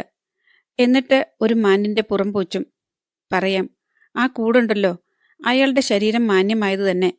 പക്ഷെ കൂടിന്റെ അഴികൾക്കിടയിലൂടെ ക്രൂരമൃഗം പല്ലിളിച്ചു കാട്ടുന്നു. ഉഗ്രൻ ഭാവന തന്നെ ആവാം. പക്ഷെ ആ പിശാചിനെ മറ്റൊരു തരത്തിൽ കാണാൻ എനിക്ക് കഴിയുന്നില്ല. ആ സമയം വാതിൽ തുറന്ന് മുറി സൂക്ഷിപ്പുകാരൻ അകത്ത് പ്രവേശിച്ചു. ഇത് പതിവില്ലാത്തതാണ്, അയാൾ ക്ഷമായാചനയോടെ പറഞ്ഞു. ഒരൊറ്റ ഫസ്റ്റ് ക്ലാസ് ബെർത്ത് പോലുമില്ല. എന്ത്? മിസ്റ്റർ ബൗസ് ഉറക്കെ ചോദിച്ചു. ഈ സീസണിലോ? ചിലപ്പോൾ പത്രപ്രവർത്തകരുടെയോ രാഷ്ട്രീയക്കാരുടെയോ വല്ല സമ്മേളനവും ഉണ്ടായിരിക്കും. എനിക്കറിയില്ല സർ. ശരി ശരി. മിസ്റ്റർ ബൗസ് പൊയ്റോട്ടിന് നേരെ തിരിഞ്ഞു പറഞ്ഞു, ഭയപ്പെടേണ്ട സുഹൃത്തെ, നമുക്ക് എന്തെങ്കിലും ചെയ്യാം. ഒരു കമ്പാർട്ട്മെന്റ് എപ്പോഴും കാലിയുണ്ടാവും. നമ്പർ 16. അയാൾ പുഞ്ചിരിച്ചു. വരൂ, പുറപ്പെടാം. സ്റ്റേഷനിൽ തവിട്ട് നിറത്തിലുള്ള യൂണിഫോം ധരിച്ച വാഗൺ കണ്ടക്ടർ മിസ്റ്റർ ബൗസിനെ എതിരേറ്റു. Good evening sir. താങ്കളുടെ കമ്പാർട്ട്മെന്റ് 1-ാം നമ്പറാണ്. തുടർന്ന് അയാൾ പോർട്ടർമാരെ വിളിച്ച് സാധനങ്ങൾ വണ്ടിയുടെ നടുവിലുള്ള കമ്പാർട്ട്മെന്റിൽ വയ്ക്കാൻ ആവശ്യപ്പെട്ടു. ബോഗിക്ക് പുറത്ത് തീവണ്ടിയുടെ ലക്ഷ്യം ഒരു ടിൻ പ്ലേറ്റിൽ രേഖപ്പെടുത്തിയിരുന്നു. സ്റ്റാംബൂൾ ട്രിസ്റ്റെ കാലസ്. വണ്ടിയിൽ ഇടമില്ലേ? അങ്ങനെ കേട്ടല്ലോ. അവിശ്വസനീയം സർ. ജനം മുഴുവനും യാത്ര ചെയ്യാൻ ഇന്നത്തെ ദിവസമാണ് കണ്ടുവച്ചതെന്ന് തോന്നുന്നു. ആ കൂടെ ഇദ്ദേഹത്തിന് കൂടി ഇടം നൽകണം. എന്റെ സുഹൃത്താണ്. നമ്പർ 16 ഇദ്ദേഹത്തിന് കൊടുക്കാമല്ലോ. അതും കൊടുത്തുപോയി സർ. എന്ത്? നമ്പർ 16? കണ്ടക്ടർ ശരിവെച്ചു. പൊക്കം കൂടിയ ഇരുണ്ട നിറമുള്ള ഒരു മധ്യവയസ്കനായിരുന്നു അയാൾ. മിസ്റ്റർ ബൗസിന് ലേശം കോപം വന്നു. ബെൽഗ്രേഡിൽ നിന്ന് ധാരാളം സ്ഥലം കിട്ടും. എങ്കിലും നാളെ വൈകുന്നതിന് മുൻപ് ബെൽഗ്രേഡിലെത്തില്ല. ഈ രാത്രിയാണ് പ്രശ്നം. സെക്കൻഡ് ക്ലാസ് ബെർത്തുണ്ടോ? ഉണ്ട്. പക്ഷേ ആ കമ്പാർട്ട്മെന്റിലൊരു ജർമ്മൻകാരി നേരത്തെ കയറി കൂടിയിട്ടുണ്ട്. ഒരു പരിചാരിക. ഛേ, അവലക്ഷണം. മിസ്റ്റർ ബൗസ് അലോസരത്തോടെ പറഞ്ഞു. വിഷമിക്കാനില്ല സുഹൃത്തെ, പൊയ്റോട്ട് പറഞ്ഞു. ഓർഡിനറി കമ്പാർട്ട്മെന്റിൽ ഞാൻ കയറിക്കൊള്ളാം. വേണ്ട വേണ്ട. അയാൾ കണ്ടക്ടറുടെ നേരെ തിരിഞ്ഞു. എല്ലാവരും എത്തിച്ചേർന്നോ? അതെ. പക്ഷെ ഒന്ന് നിർത്തി. ലേശം വിസമ്മതഭാവത്തിൽ അയാൾ തുടർന്നു. ഒരാൾ ഇതുവരെ എത്തിയിട്ടില്ല. പറയൂ. Berth number 7, second class. ആ യാത്രക്കാരൻ ഇതുവരെ വന്നിട്ടില്ല. 9-ന് ഇനി 4 മിനിറ്റല്ലേ ഉള്ളൂ. ആരാണ് അയാൾ? ഒരു ഇംഗ്ലീഷുകാരൻ. കണ്ടക്ടർ ലിസ്റ്റ് നോക്കി പറഞ്ഞു. മിസ്റ്റർ ഹാരിസ്. നാമം ശുഭശകുനം. പൊയ്റോട്ട് പറഞ്ഞു. ഞാൻ പ്രഖ്യാപിക്കുന്നു, മിസ്റ്റർ ഹാരിസ് വരാൻ പോകുന്നില്ല. ഇനി വന്നാൽ തന്നെ നമുക്കതിന് പരിഹാരമുണ്ടാക്കാം. മിസ്റ്റർ ബൗസ് പറഞ്ഞു. ഈ സാറിന്റെ ലഗേജ് നമ്പർ 7-ൽ വയ്ക്ക. പോർട്ടർ ലഗേജുമായി നീങ്ങിക്കഴിഞ്ഞപ്പോൾ പൊയ്റോട്ട് വണ്ടിക്കുള്ളിലേക്ക് പ്രവേശിച്ചു. കോറിഡോറിൽ നിറയെ ആളുകൾ കൂട്ടം കൂടി നിന്ന് സംസാരിക്കുന്നു. അതിനിടയിലൂടെ ക്ലേശിച്ചു വഴിയുണ്ടാക്കി പൊയ്റോട്ട് നീങ്ങി. തന്റെ മുറി കണ്ടുപിടിച്ച് അതിലേക്ക് പ്രവേശിക്കാൻ ഒരുങ്ങവേ അവിടെ ഇരിപ്പുണ്ടായിരുന്ന യുവാവ് തടസ്സം പറഞ്ഞു. ക്ഷമിക്കണം, നിങ്ങൾക്ക് മുറി തെറ്റിപ്പോയെന്ന് തോന്നുന്നു. ടൊക്കാറ്റ്ലിയൻ ഹോട്ടലിൽ വെച്ച് കണ്ട അമേരിക്കൻ യുവാവായിരുന്നു അത്. നിങ്ങളാണോ മിസ്റ്റർ ഹാരിസ്? പൊയ്റോട്ട് ചോദിച്ചു. അല്ല, എന്റെ പേര് മക്കീൻ. ഞാൻ. അപ്പോഴേക്ക് വാഗൺ കണ്ടക്ടർ എത്തി. അയാളോട് ക്ഷമായാചനം ചെയ്തു. വേറെ ഒട്ടും ഇടമില്ലാത്തതുകൊണ്ടാണ് സർ ഇദ്ദേഹം ഇവിടേക്കെത്തിയത്. മെല്ലെ ഇടനാഴിയിലേക്ക് വലിഞ്ഞ് അയാൾ പോയിറോട്ടിന്റെ ലഗേജ് എടുത്തു വയ്ക്കാൻ കൂടി. കണ്ടക്ടറുടെ സ്വരത്തിലുള്ള യാചനാഭാവം പോയിറോട്ടിൽ കൗതുകമുണർത്തി. മുറിയിൽ മറ്റാരെയും പ്രവേശിപ്പിക്കാതിരിക്കാൻ കണ്ടക്ടർക്ക് കൈമടക്ക് കിട്ടിക്കാണും. പക്ഷേ കമ്പനി ഡയറക്ടറുടെ ആജ്ഞയ്ക്ക് മുന്നിൽ അയാൾക്ക് വഴങ്ങാതിരിക്കാനും വയ്യ. ലഗേജുകൾ ക്രമീകരിച്ചതിന് ശേഷം കണ്ടക്ടർ പറഞ്ഞു, എല്ലാം ശരിയായി സർ. അപ്പർ ബെർത്ത് നമ്പർ 7 സാറിൻ്റേതാണ്. നമ്മൾ 1 മിനിറ്റിനകം പുറപ്പെടും. കമ്പാർട്ട്മെന്റിൽ പ്രവേശിച്ചതിന് ശേഷം പോയിറോട്ട് സഹയാത്രികനോട് പറഞ്ഞു, ഇതിനു മുൻപ് ഈ രീതി കണ്ടിട്ടില്ല. വാഗൺ കണ്ടക്ടർ ലഗേജ് ചുമന്നെത്തിക്കുക കേട്ടിട്ടുമില്ല. സഹയാത്രികൻ പുഞ്ചിരിച്ചു. അയാളുടെ അസഹ്യത തെല്ല് കുറഞ്ഞെന്ന് തോന്നുന്നു. ട്രെയിൻ നിറയെ യാത്രക്കാരാണ്, അയാൾ പറഞ്ഞു. ചൂളം വിളി ഉയർന്നു. താളാത്മകമായ ഒരു രോദനത്തോടെ എഞ്ചിൻ ഒന്ന് ചലിച്ചു. സർ, ചെറുപ്പക്കാരൻ പൊടുന്നനെ പറഞ്ഞു, താഴത്തെ ബെർത്ത് വേണമെങ്കിൽ എടുത്തോളൂ. എനിക്ക് പ്രശ്നമൊന്നുമില്ല. അടുപ്പം തോന്നിക്കുന്ന പ്രകൃതമാണ് അയാളുടേത്. വേണ്ട, ഞാൻ നിങ്ങൾക്ക് ബുദ്ധിമുട്ടുണ്ടാക്കില്ല. എനിക്ക് കുഴപ്പമില്ല. വേണ്ട, ഒരു രാത്രിയല്ലേ ഉള്ളൂ, ബെൽഗ്രേഡ് വരെ, പോയിറോട്ട് പറഞ്ഞു. ഓ, അത് ശരി. നിങ്ങൾ ബെൽഗ്രേഡിലിറങ്ങുമല്ലേ? ഉറപ്പില്ല, ചിലപ്പോൾ. തീവണ്ടി ഒരു കുലുക്കത്തോടെ മുന്നോട്ട് നീങ്ങി. പ്ലാറ്റ്ഫോമിലെ വെളിച്ചത്തിന്റെ നിര പിന്നോട്ട് മെല്ലെ അകലുന്നത് ജാലകത്തിലൂടെ കാണാമായിരുന്നു. ഓറിയന്റ് എക്സ്പ്രസ് അതിന്റെ യൂറോപ്പിലൂടെയുള്ള 3 ദിവസത്തെ യാത്ര ആരംഭിക്കുകയായിരുന്നു. പോയിറോട്ട് കേസെടുക്കാൻ വിസമ്മതിക്കുന്നു. അടുത്ത ദിവസം ലേശം വൈകിയാണ് പോയിറോട്ട് ഉച്ചഭക്ഷണത്തിനെത്തിയത്. കാലത്ത് എഴുന്നേറ്റ് വേഗം പ്രഭാത ഭക്ഷണവും കഴിച്ച് ലണ്ടനിൽ നിന്നെത്തിയ ടെലഗ്രാം സംബന്ധിച്ച കേസിന്റെ രേഖകളും പരിശോധിച്ച് കഴിച്ചുകൂട്ടുകയായിരുന്നു അദ്ദേഹം. അതിനാൽ മറ്റു യാത്രക്കാരെ ആരെയും കണ്ടതുമില്ല. മിസ്റ്റർ ബൗസിനോടൊപ്പം ഇരുന്നാണ് പോയിറോട്ട് ഭക്ഷണം കഴിച്ചത്. രുചികരമായിരുന്നു വിഭവങ്ങളെല്ലാം. ഭക്ഷണത്തിനിടയിൽ മിസ്റ്റർ ബൗസിന്റെ സംസാരം ഒരിത്തിരി തത്വശാസ്ത്രത്തിലേക്ക് കടന്നു. തീവണ്ടിയിലെ ജീവിതം കാൽപ്പനിക ഭാവമെയ്യുന്നതാണെന്ന് അയാൾക്ക് തോന്നി. ആർദ്രവികാരങ്ങൾ നിറഞ്ഞ അനർക്ക നിമിഷങ്ങളാണത്രേ അത്. നോക്കൂ സുഹൃത്തെ, എത്രയോ ജനങ്ങൾ, പല ജാതിക്കാർ, പല ദേശക്കാർ, പല പ്രായക്കാർ, 3 നാൾ അവരൊരു മേൽക്കൂരയ്ക്ക് ചുവട്ടിൽ ഉണ്ണുകയും ഉറങ്ങുകയും ചെയ്യുന്നു. ഒടുവിൽ പല വഴികളിലേക്കും വിട ചൊല്ലി അകലുന്നു. ഒരുപക്ഷെ പിന്നീടൊരു നാളും കണ്ടുമുട്ടിയില്ലെന്നും വരാം. മാത്രമല്ല, പോയിറോട്ട് പറഞ്ഞു, ഒരപകടമുണ്ടായാൽ. അങ്ങനെ പറയരുതേ സുഹൃത്തെ.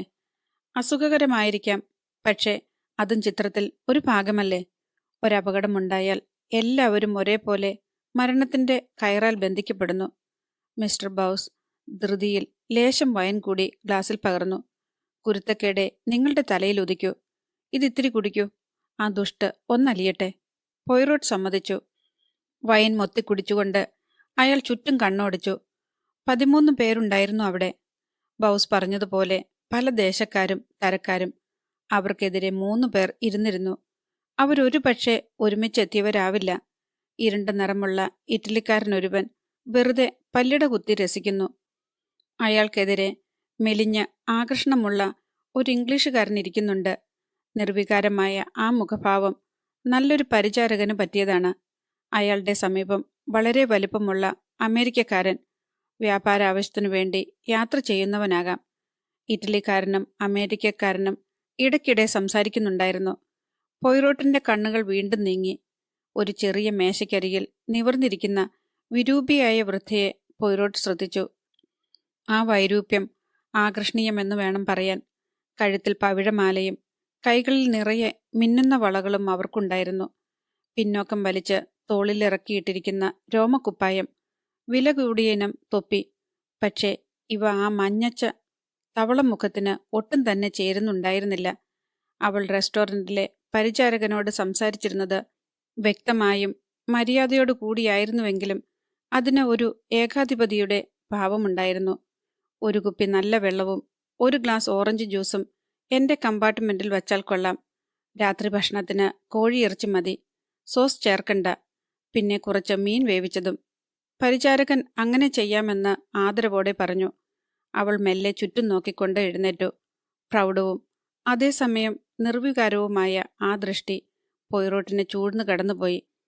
അതാണ് ഡ്രഗോമിറോഫ് രാജകുമാരി, മിസ്റ്റർ ബൗസ് മന്ത്രിച്ചു. റഷ്യക്കാരിയാണ്. വിപ്ലവത്തിനു മുൻപ് തന്നെ അവളുടെ ഭർത്താവ് സമ്പാദ്യമെല്ലാം മറുകര കടത്തിയിരുന്നു. ഇപ്പോൾ വലിയ പണക്കാരിയായി കഴിയുന്നു. പോയ്റോട്ട് നേരത്തെ തന്നെ കേട്ടിട്ടുണ്ട്. തലയിലെഴുത്ത് മൂലം മുഖം വികൃതമായി പോയി. എന്നാൽ എന്താ, അവർക്കൊരു സവിശേഷ വ്യക്തിത്വമുണ്ട് അല്ലേ? ബൗസ് ചോദിച്ചു. പോയ്റോട്ട് ശരിവെച്ചു. മറ്റൊരു കോണിൽ ഒരു വലിയ മേശയ്ക്ക് ചുറ്റുമായി മേരി ഡബ്നാമും മറ്റു 2 സ്ത്രീകളും ഇരിക്കുന്നുണ്ടായിരുന്നു. അതിലൊരാൾ നല്ല ഉയരമുള്ള മധ്യവയസ്കയായിരുന്നു. ദീർഘാകൃതിയിലുള്ള അവരുടെ മുഖഭാവം ഒരു കുഞ്ഞാടിനെ ഓർമ്മിപ്പിക്കാൻ പോരുന്നതായിരുന്നു. വലിയ ശരീരവും പ്രസാദാത്മകമായ മുഖഭാവവുമുള്ള മൂന്നാമത്തെ സ്ത്രീയുടെ സംസാരം കേട്ടിരിക്കുകയായിരുന്നു അവർ. ആ സ്ത്രീയാവട്ടെ ശ്വാസമെടുക്കാൻ പോലും നിർത്താതെ സംസാരിച്ചുകൊണ്ടിരിക്കുകയായിരുന്നു. എൻ്റെ മോൾ ഇത് തന്നെ പറയാറുണ്ട്. അമേരിക്കൻ രീതി ഈ രാജ്യത്തെങ്ങനെ പറ്റും എന്നാണ് അവളുടെ ചോദ്യം. ഈ നാട്ടിൻപുറത്തുകാർക്ക് ഒന്നിനുമില്ല ഒരു ഉഷാറ്, ജീവനില്ലാത്ത വർഗം, അവൾ പറയും. പക്ഷേ അതേസമയം ഞങ്ങളുടെ കോളേജ് എന്താണ് അവിടെ ചെയ്യുന്നതെന്നറിയുമ്പോൾ നിങ്ങൾ അത്ഭുതപ്പെട്ടു പോവും. ഒരു സംഘം നല്ല അധ്യാപകരുണ്ട്. വിദ്യാദാനം പോലെ മഹത്തായ വേറെ വല്ലതുമുണ്ടോ? മോള് പറയാറുണ്ട്. തീവണ്ടി ഒരു തുരങ്കത്തിലേക്ക് ഊളിയിട്ടു. ആ മുഷിപ്പൻ സംസാരവും അക്കൂടെ മുങ്ങിപ്പോയി. അടുത്ത മേശയ്ക്കരികിൽ ഏകനായി ഇരിക്കുകയായിരുന്നു കേണൽ ആർബുത്നോട്ട്. അയാളുടെ നോട്ടം മേരിയുടെ ശിരസിന്റെ പിൻഭാഗത്ത് തറച്ചു നിന്നു. അയാൾ അവളും ഒന്നിച്ചല്ല ഇരുന്നത്. എന്തേ, അവർക്കൊന്നിച്ചിരിക്കാമായിരുന്നില്ലേ? ഒരുപക്ഷെ മേരി ഡബ്നം സമ്മതിച്ചിരിക്കുകയില്ല. ഒരു ഗൃഹാധ്യാപികയായാൽ പലതും കാത്തു സൂക്ഷിക്കേണ്ടതുണ്ട്. അടുത്ത മൂലയിൽ ചുമരിന് അഭിമുഖമായി ഇരുന്നിരുന്ന മധ്യവയസ്കയുടെ മുഖവും ഏറെക്കുറെ നിർവികാരമായിരുന്നു. കറുത്ത വസ്ത്രങ്ങളായിരുന്നു അവരുടേത്. ജർമ്മനോ സ്കാൻഡിനേവിയനോ? പോയ്റോട്ട് ചിന്തിച്ചു. ഒരു പക്ഷേ ജർമ്മൻകാരിയുടെ പരിചാരികയാവും. അതിനപ്പുറത്ത് സജീവമായി സംസാരിച്ചു കൊണ്ടിരുന്ന മിഥുനങ്ങളെയും പോയ്റോട്ട് ശ്രദ്ധിച്ചു. അയാൾ ഇംഗ്ലീഷ് മാതൃകയിലുള്ള അയഞ്ഞ കമ്പിളി വസ്ത്രങ്ങളാണ് ധരിച്ചിരുന്നത്. 30-നോടടുത്ത പ്രായമുള്ള ചെറുപ്പക്കാരൻ.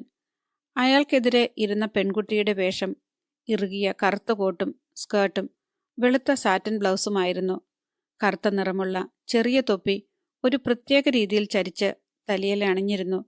വെളുത്ത മേനിയും തവിട്ടു നിറമുള്ള വലിയ കണ്ണുകളും കറുത്ത മുടിയുമൊക്കെ ഒരു വിദേശ ഛായ അവളിൽ ഉണർത്തിയിരുന്നു. അവളുടെ കയ്യിൽ ഒരു സിഗരറ്റ് കത്തി എരിയുന്നുണ്ടായിരുന്നു. ഭംഗിയായി ഒരുക്കി നിർത്തിയിരുന്ന ചുവന്ന നഖങ്ങൾ, കഴുത്തിൽ കിടന്നിരുന്ന മരതകമാല അവളെ കൂടുതൽ സുന്ദരിയാക്കിയിരുന്നു. ഇണക്കിളികൾ. പോയ്റോട്ട് പിറുപിറുത്തു. ഭാര്യ ഭർത്താക്കന്മാരാവുമോ? മിസ്റ്റർ ബൗസ് തലകുലുക്കി. ഹംഗേറിയൻ എംബസിയാണെന്ന് തോന്നുന്നു. ഇരുവർക്കും നല്ല ചേർച്ച. പോയ്റോട്ടിന്റെ സഹയാത്രികൻ മക്കീനും അയാളുടെ യജമാനൻ മിസ്റ്റർ റാച്ചറ്റുമായിരുന്നു ഇനിയുള്ള 2 പേർ. റാച്ചറ്റ് പോയ്റോട്ടിന് അഭിമുഖമായിട്ടാണിരുന്നത്. ആ അശ്രീകരം പിടിച്ച മുഖം വീണ്ടും പോയ്റോട്ടിൽ വെറുപ്പുണർത്തി. ദീനദയാലുവിന്റെ കൃത്രിമ ഭാവവും ക്രൗര്യം പതിയിരിക്കുന്ന ചെറിയ കണ്ണുകളും. മിസ്റ്റർ ബൗസ് സുഹൃത്തിന്റെ ഭാവമാറ്റം മനസ്സിലാക്കി. ആ വന്യമൃഗത്തെയാണ് നിങ്ങൾ നോക്കുന്നതെന്ന് തോന്നുന്നു. പോയ്റോട്ട് തലയാട്ടി. കാപ്പി കൊണ്ടുവന്നതിനാൽ മിസ്റ്റർ ബൗസ് എഴുന്നേറ്റു. അത് കുടിച്ചതിനു ശേഷം പറഞ്ഞു, ഞാൻ എൻ്റെ കമ്പാർട്ട്മെന്റിലേക്ക് മടങ്ങുന്നു. ഇടയ്ക്ക് വരൂ, സംസാരിക്കാം. തീർച്ചയായും. പോയ്റോട്ട് ഒരു കവിൾ കാപ്പി കുടിച്ചിട്ട് ഇത്തിരി മദ്യത്തിനു കൂടി ഓർഡർ ചെയ്തു. റെസ്റ്റോറന്റ് പോയി പണം ശേഖരിച്ചുകൊണ്ട് ചുറ്റി നടപ്പുണ്ടായിരുന്നു. ആ അമേരിക്കക്കാരിയുടെ തുളഞ്ഞു കയറുന്ന ശബ്ദം വീണ്ടും ഉയർന്നു കേട്ടു. എൻ്റെ മോള് പറയും, ഭക്ഷണത്തിനുള്ള ടിക്കറ്റ് മൊത്തമായി എടുത്ത് സൂക്ഷിച്ചോളൂ, ഒരു കുഴപ്പവും വരില്ല. ഇതിപ്പോഴിങ്ങനെയാണോ? 10 കാശ് ടിപ്പുണ്ടാക്കാനുള്ള വരവാണിത്. എന്നിട്ട് ഈ വെള്ളം കുടിക്കാനും കിട്ടും. അങ്ങനെ പറഞ്ഞാൽ എങ്ങനാ? കുഞ്ഞാടിന്റെ മുഖമുള്ളവൾ ചോദിച്ചു. ഓരോ ഇടങ്ങളിലും കിട്ടുന്ന വെള്ളമല്ലേ യാത്രക്കിടയിൽ തരാൻ പറ്റൂ? അതെനിക്ക് പിടിക്കുന്നില്ലെന്നാണ് പറഞ്ഞത്. രസിക്കാത്ത മട്ടിൽ മേശപ്പുറത്ത് കിടന്ന ചില്ലറ നാണയങ്ങളിലേക്ക് നോക്കി അവർ പറഞ്ഞു. ദേ കണ്ടില്ലേ, അവൻ തന്ന ചവറ്. ഇതെന്താ, ദിനാറോ? ഏതു രാജ്യത്തെ നാണയമാണിത്? ഇതെന്തിനാണ്? മോള് പറയാറുണ്ട്. മേരി ഡബ്നം കസേര പിന്നോക്കം തള്ളി എഴുന്നേറ്റു. പിന്നാലെ കേണൽ ആർബുത്നോട്ടും. വേണ്ടാത്ത മട്ടിൽ മേശപ്പുറത്ത് കിടന്ന പണവും പെറുക്കിയെടുത്ത് അമേരിക്കക്കാരിയും അതിനു പുറകെ കുഞ്ഞാടും മുറിവിട്ടു. റെസ്റ്റോറന്റ് കാറിൽ പോയ്റോട്ടും റാച്ചറ്റും മക്കീനും മാത്രമായി. അല്പനിമിഷങ്ങൾക്കകം മക്കീനും പുറത്തിറങ്ങിയപ്പോൾ റാച്ചറ്റ് മെല്ലെ എഴുന്നേറ്റു. പുറത്തേക്ക് പോകുന്നതിനു പകരം പോയ്റോട്ടിന് നേരെയാണ് അയാൾ തിരിഞ്ഞത്. ദയവായി തീപ്പെട്ടി ഒന്ന് തരുമോ? അയാൾ ചോദിച്ചു. മൃദുവായ അനുനാസിക സ്വരമായിരുന്നു അയാളുടേത്. എൻ്റെ പേര് റാച്ചറ്റ്. പോയ്റോട്ട് മെല്ലെ അഭിവാദനം ചെയ്തു. അയാൾ പോക്കറ്റിൽ നിന്നും തീപ്പെട്ടി എടുത്തു നൽകി. പക്ഷേ തീപ്പെട്ടി കയ്യിൽ വെച്ചതല്ലാതെ റാച്ചറ്റ് കത്തിച്ചില്ല. മിസ്റ്റർ ഹെർക്യൂൾ പോയ്റോട്ടുമായാണ് ഞാൻ സംസാരിക്കുന്നതെന്ന് കരുതുന്നു. ഊഹം ശരിയാണ്. പോയ്റോട്ട് വീണ്ടും തലകുനിച്ചു. തീഷ്ണതയേറിയ ആ കണ്ണുകളിൽ ചൂഴ്ന്നു പോവാതിരിക്കാൻ പോയ്റോട്ട് ശ്രദ്ധിച്ചു. കാര്യങ്ങൾ ചുറ്റിവളച്ച് ചൊല്ലുന്ന പതിവ് ഞങ്ങളുടെ രാജ്യത്തില്ല. അയാൾ തുടർന്നു. ഞാൻ ചുരുക്കി പറയാം. മിസ്റ്റർ പോയ്റോട്ട്, നിങ്ങൾ എനിക്ക് വേണ്ടി ഒരു ജോലി ചെയ്യണം. പോയ്റോട്ടിന്റെ പുരുകം ചുളിഞ്ഞു. പക്ഷെ മിസ്റ്റർ, എനിക്ക് ഇപ്പോൾ തന്നെ ആവശ്യത്തിന് സമയമില്ല. അതിനാൽ ചുരുക്കം കേസുകളെ സ്വീകരിക്കാറുള്ളൂ. സംഗതി പിടികിട്ടി. പണമല്ലേ വേണ്ടത്? ഭീമമായ തുക തരാം. പോയ്റോട്ടിനെ പ്രലോഭിപ്പിക്കാനായി അയാൾ ആവർത്തിച്ചു. ഭീമമായ തുക. പോയ്റോട്ട് ഒരു നിമിഷം നിശബ്ദനായിരുന്നു. പിന്നീട് ചോദിച്ചു, ഞാൻ എന്താണ് ചെയ്യേണ്ടത് മിസ്റ്റർ റാച്ചറ്റ്? മിസ്റ്റർ പോയ്റോട്ട്, ഞാനൊരു പണക്കാരനാണ്. ഒരു വലിയ പണക്കാരനെന്ന് കൂട്ടിക്കോളൂ. പണക്കാരനായാൽ ശത്രുക്കളുണ്ടാവും. എനിക്കൊരു ശത്രുവുണ്ട്. ഒന്നേയുള്ളോ? അതെന്താ അങ്ങനെ ചോദിച്ചത്? റാച്ചറ്റിന്റെ സ്വരത്തിന് മൂർച്ചയേറിയിരുന്നു. എന്റെ അറിവ് വെച്ച് പറഞ്ഞാൽ ഒരു വലിയ പണക്കാരന് ഒന്നല്ല 1 ഡസൻ ശത്രുക്കളുണ്ടാവുക സാധാരണം മാത്രം. അതെ, ശരിയാണ്. ശത്രുവോ ശത്രുക്കളോ എന്തുമാകട്ടെ, പ്രശ്നം എനിക്കെന്റെ ജീവനാണ്. ജീവൻ? ജീവന് നേരെ ഭീഷണി ഉണ്ടായിരിക്കുന്നു മിസ്റ്റർ പോയ്റോട്ട്. അയാൾ പോക്കറ്റിൽ നിന്നും ഒരു ഓട്ടോമാറ്റിക് റിവോൾവർ എടുത്തുകൊണ്ട് പറഞ്ഞു. വെറും കെണിയിൽ വീഴുന്നവനല്ല ഞാൻ. എങ്കിലും എന്റെ ജീവന് ഏറെ സുരക്ഷിതത്വം ആവശ്യമാണ്. നോക്കൂ, നിങ്ങൾക്ക് പണം തരാം. ഭീമമായ തുക. പോയ്റോട്ട് ഒരു നിമിഷം ചിന്താകുലനായിരുന്നു. ഖേദിക്കുന്നു. ഒടുവിൽ പോയ്റോട്ട് പറഞ്ഞു, എനിക്ക് ഈ ജോലി ഏറ്റെടുക്കാൻ വയ്യ. അപരൻ തറപ്പിച്ചു നോക്കി. തുക എന്തു വേണമെന്ന് പറഞ്ഞോളൂ. പോയ്റോട്ട് നിഷേധാർത്ഥത്തിൽ തലയാട്ടി. പണത്തിന് എനിക്കത്ര ബുദ്ധിമുട്ടില്ല. വേണ്ടത്ര പണം ഇന്നെനിക്കുണ്ട്. അതിനാൽ താല്പര്യമുള്ള കേസ് മാത്രമേ ഞാൻ ഏറ്റെടുക്കൂ. നിങ്ങളുടെ അടവ് മനസ്സിലായി, റാച്ചറ്റ് പറഞ്ഞു. $20,000 മതിയാകുമോ നിങ്ങൾക്ക്? പോരാ. കൂടുതൽ പണം പിടുങ്ങാമെന്നാണ് കണക്കുകൂട്ടലെങ്കിൽ മിസ്റ്റർ, നിങ്ങൾക്ക് കിട്ടാൻ പോകുന്നില്ല. ചെയ്യേണ്ടത് എന്താണെന്ന് എനിക്കറിയാം. എനിക്കും. ഞാൻ പറഞ്ഞതിൽ എന്താ നിങ്ങൾക്ക് പിടിക്കാതെ പോയത്? പോയ്റോട്ട് എഴുന്നേറ്റു. തുറന്നു പറയുന്നതിൽ പരിഭവമില്ലെങ്കിൽ കേട്ടോളൂ മിസ്റ്റർ റാച്ചറ്റ്. നിങ്ങളുടെ കേസ് സ്വീകരിക്കാൻ എനിക്ക് പറ്റില്ല. കാരണം എനിക്ക് നിങ്ങളുടെ മുഖം ഇഷ്ടപ്പെട്ടില്ല. ഒരു നിമിഷത്തിനുള്ളിൽ അദ്ദേഹം അവിടെ നിന്ന് പോയി. നിശയുടെ നിശബ്ദതയിൽ ഒരു നിലവിളി. രാത്രി 8:45 ഓറിയന്റ് എക്സ്പ്രസ് ബെൽഗ്രേഡിൽ എത്തിച്ചേർന്നു. അവിടെ 1/2 മണിക്കൂർ താമസമുണ്ടായിരുന്നു. അതിനാൽ പോയ്റോട്ട് മെല്ലെ പ്ലാറ്റ്ഫോമിലേക്ക് ഇറങ്ങി. പക്ഷേ പുറത്തധികം നിൽക്കാൻ തോന്നിയില്ല. അത്ര കഠിനമായിരുന്നു തണുപ്പ്. കനത്ത മഞ്ഞ് വീഴ്ച. തിരികെ കമ്പാർട്ട്മെന്റിലേക്ക് നടന്നപ്പോൾ പുറത്ത് മൂരി നിവർത്ത് വിശ്രമിക്കുകയായിരുന്ന കണ്ടക്ടർ പറഞ്ഞു, താങ്കളുടെ ലഗേജ് മിസ്റ്റർ ബൗസിന്റെ കമ്പാർട്ട്മെന്റിലേക്ക് മാറ്റിയിട്ടുണ്ട് സർ. നമ്പർ 1ലേക്ക്. അപ്പോൾ മിസ്റ്റർ ബൗസ് എവിടെ? ഏതൻസിൽ നിന്നെത്തിയ കോച്ചിലേക്ക് അദ്ദേഹം മാറി. പോയ്റോട്ട് വേഗം സുഹൃത്തിനരികിലെത്തി. ഹേയ്, എനിക്ക് ഈ കമ്പാർട്ട്മെന്റാണ് സൗകര്യം, മിസ്റ്റർ ബൗസ് പറഞ്ഞു. കൂട്ടത്തിൽ ഒരു ഗ്രീക്ക് ഡോക്ടറുമുണ്ട്. സ്വസ്ഥം. നിങ്ങൾക്ക് കാലൈസ് വരെ യാത്ര ചെയ്യേണ്ടതല്ലേ? അതൊക്കെ നിൽക്കട്ടെ സുഹൃത്തെ. എന്തൊരു മഞ്ഞ്! ഇതുപോലെ ഒരു മഞ്ഞ് വീഴ്ച ഉണ്ടായിട്ടില്ല എന്നാണ് കേട്ടത്. വഴി മുടങ്ങാതിരുന്നാൽ മതിയായിരുന്നു. എനിക്ക് അക്കാര്യത്തിൽ ഉത്കണ്ഠയുണ്ട്. കൃത്യം 9:15 തീവണ്ടി വീണ്ടും ചലിച്ചു. പോയ്റോട്ട് സുഹൃത്തിനോട് വിട പറഞ്ഞ് തന്റെ പുതിയ കമ്പാർട്ട്മെന്റിലേക്ക് നടന്നു. കേണൽ ആർബത്നോട്ടുമായി സംസാരിച്ചു നിന്ന മക്കീൻ പോയ്റോട്ടിനെ കണ്ട് പൊടും തന്നെ സംസാരം നിർത്തി. എന്ത്? മക്കീൻ അതിശയം ഭാവിച്ചു. ഞാൻ കരുതി നിങ്ങൾ ബെൽഗ്രേഡിൽ ഇറങ്ങിയെന്ന്. ലഗേജൊക്കെ എവിടെ? പോയ്റോട്ട് പുഞ്ചിരിച്ചു. അത് മറ്റൊരു കമ്പാർട്ട്മെന്റിലേക്ക് മാറ്റി, അത്രയുള്ളൂ. അത് ശരി. പോയ്റോട്ട് മുന്നോട്ട് നടന്നു. അദ്ദേഹത്തിന്റെ കമ്പാർട്ട്മെന്റിന്റെ ഇപ്പുറം മിസസ് ഹബ്ബാർഡ് എന്ന അമേരിക്കക്കാരി കുഞ്ഞാടിന്റെ മുഖമുള്ളവളുമായി വർത്തമാനം പറഞ്ഞുകൊണ്ട് നിന്നിരുന്നു. ഗ്രെറ്റ വോൾസൺ എന്നാണ് അവളുടെ പേര്. പോയി നന്നായി ഉറങ്ങൂ. തലവേദന ഭേദമാവട്ടെ, മിസസ് ഹബ്ബാർഡ് പറഞ്ഞു. തണുപ്പുകൊണ്ടാണ്. ഒരു ചായ കുടിച്ചാൽ ഭേദമായേക്കും. ആസ്പിരിൻ വേണമെങ്കിൽ എന്റെ കൈവശമുണ്ട്. ഗ്രേറ്റ വോൾസൺ പോയി കഴിഞ്ഞപ്പോൾ മിസസ് ഹബ്ബാർഡ് പോയ്റോട്ടിന് നേരെ തിരിഞ്ഞു പറഞ്ഞു. സ്വീഡൻകാരിയാണ്. പാവം, ഒരു മിഷണറി ടീച്ചറുടെ എല്ലാ മട്ടുമുണ്ട്. ഇംഗ്ലീഷ് അധികം സംസാരിക്കില്ലെന്നേയുള്ളൂ. എന്റെ മോളെപ്പറ്റി പറഞ്ഞു കേൾക്കാൻ അവൾക്കെന്ത് താല്പര്യമാണെന്നോ. ഇതിനകം പോയ്റോട്ടിന് മിസസ് ഹബാർഡിന്റെ മകളെക്കുറിച്ച് സർവ്വതും മനസ്സിലായിരുന്നു. ആ തീവണ്ടിയിലെ സകലമാന ജനത്തിനും.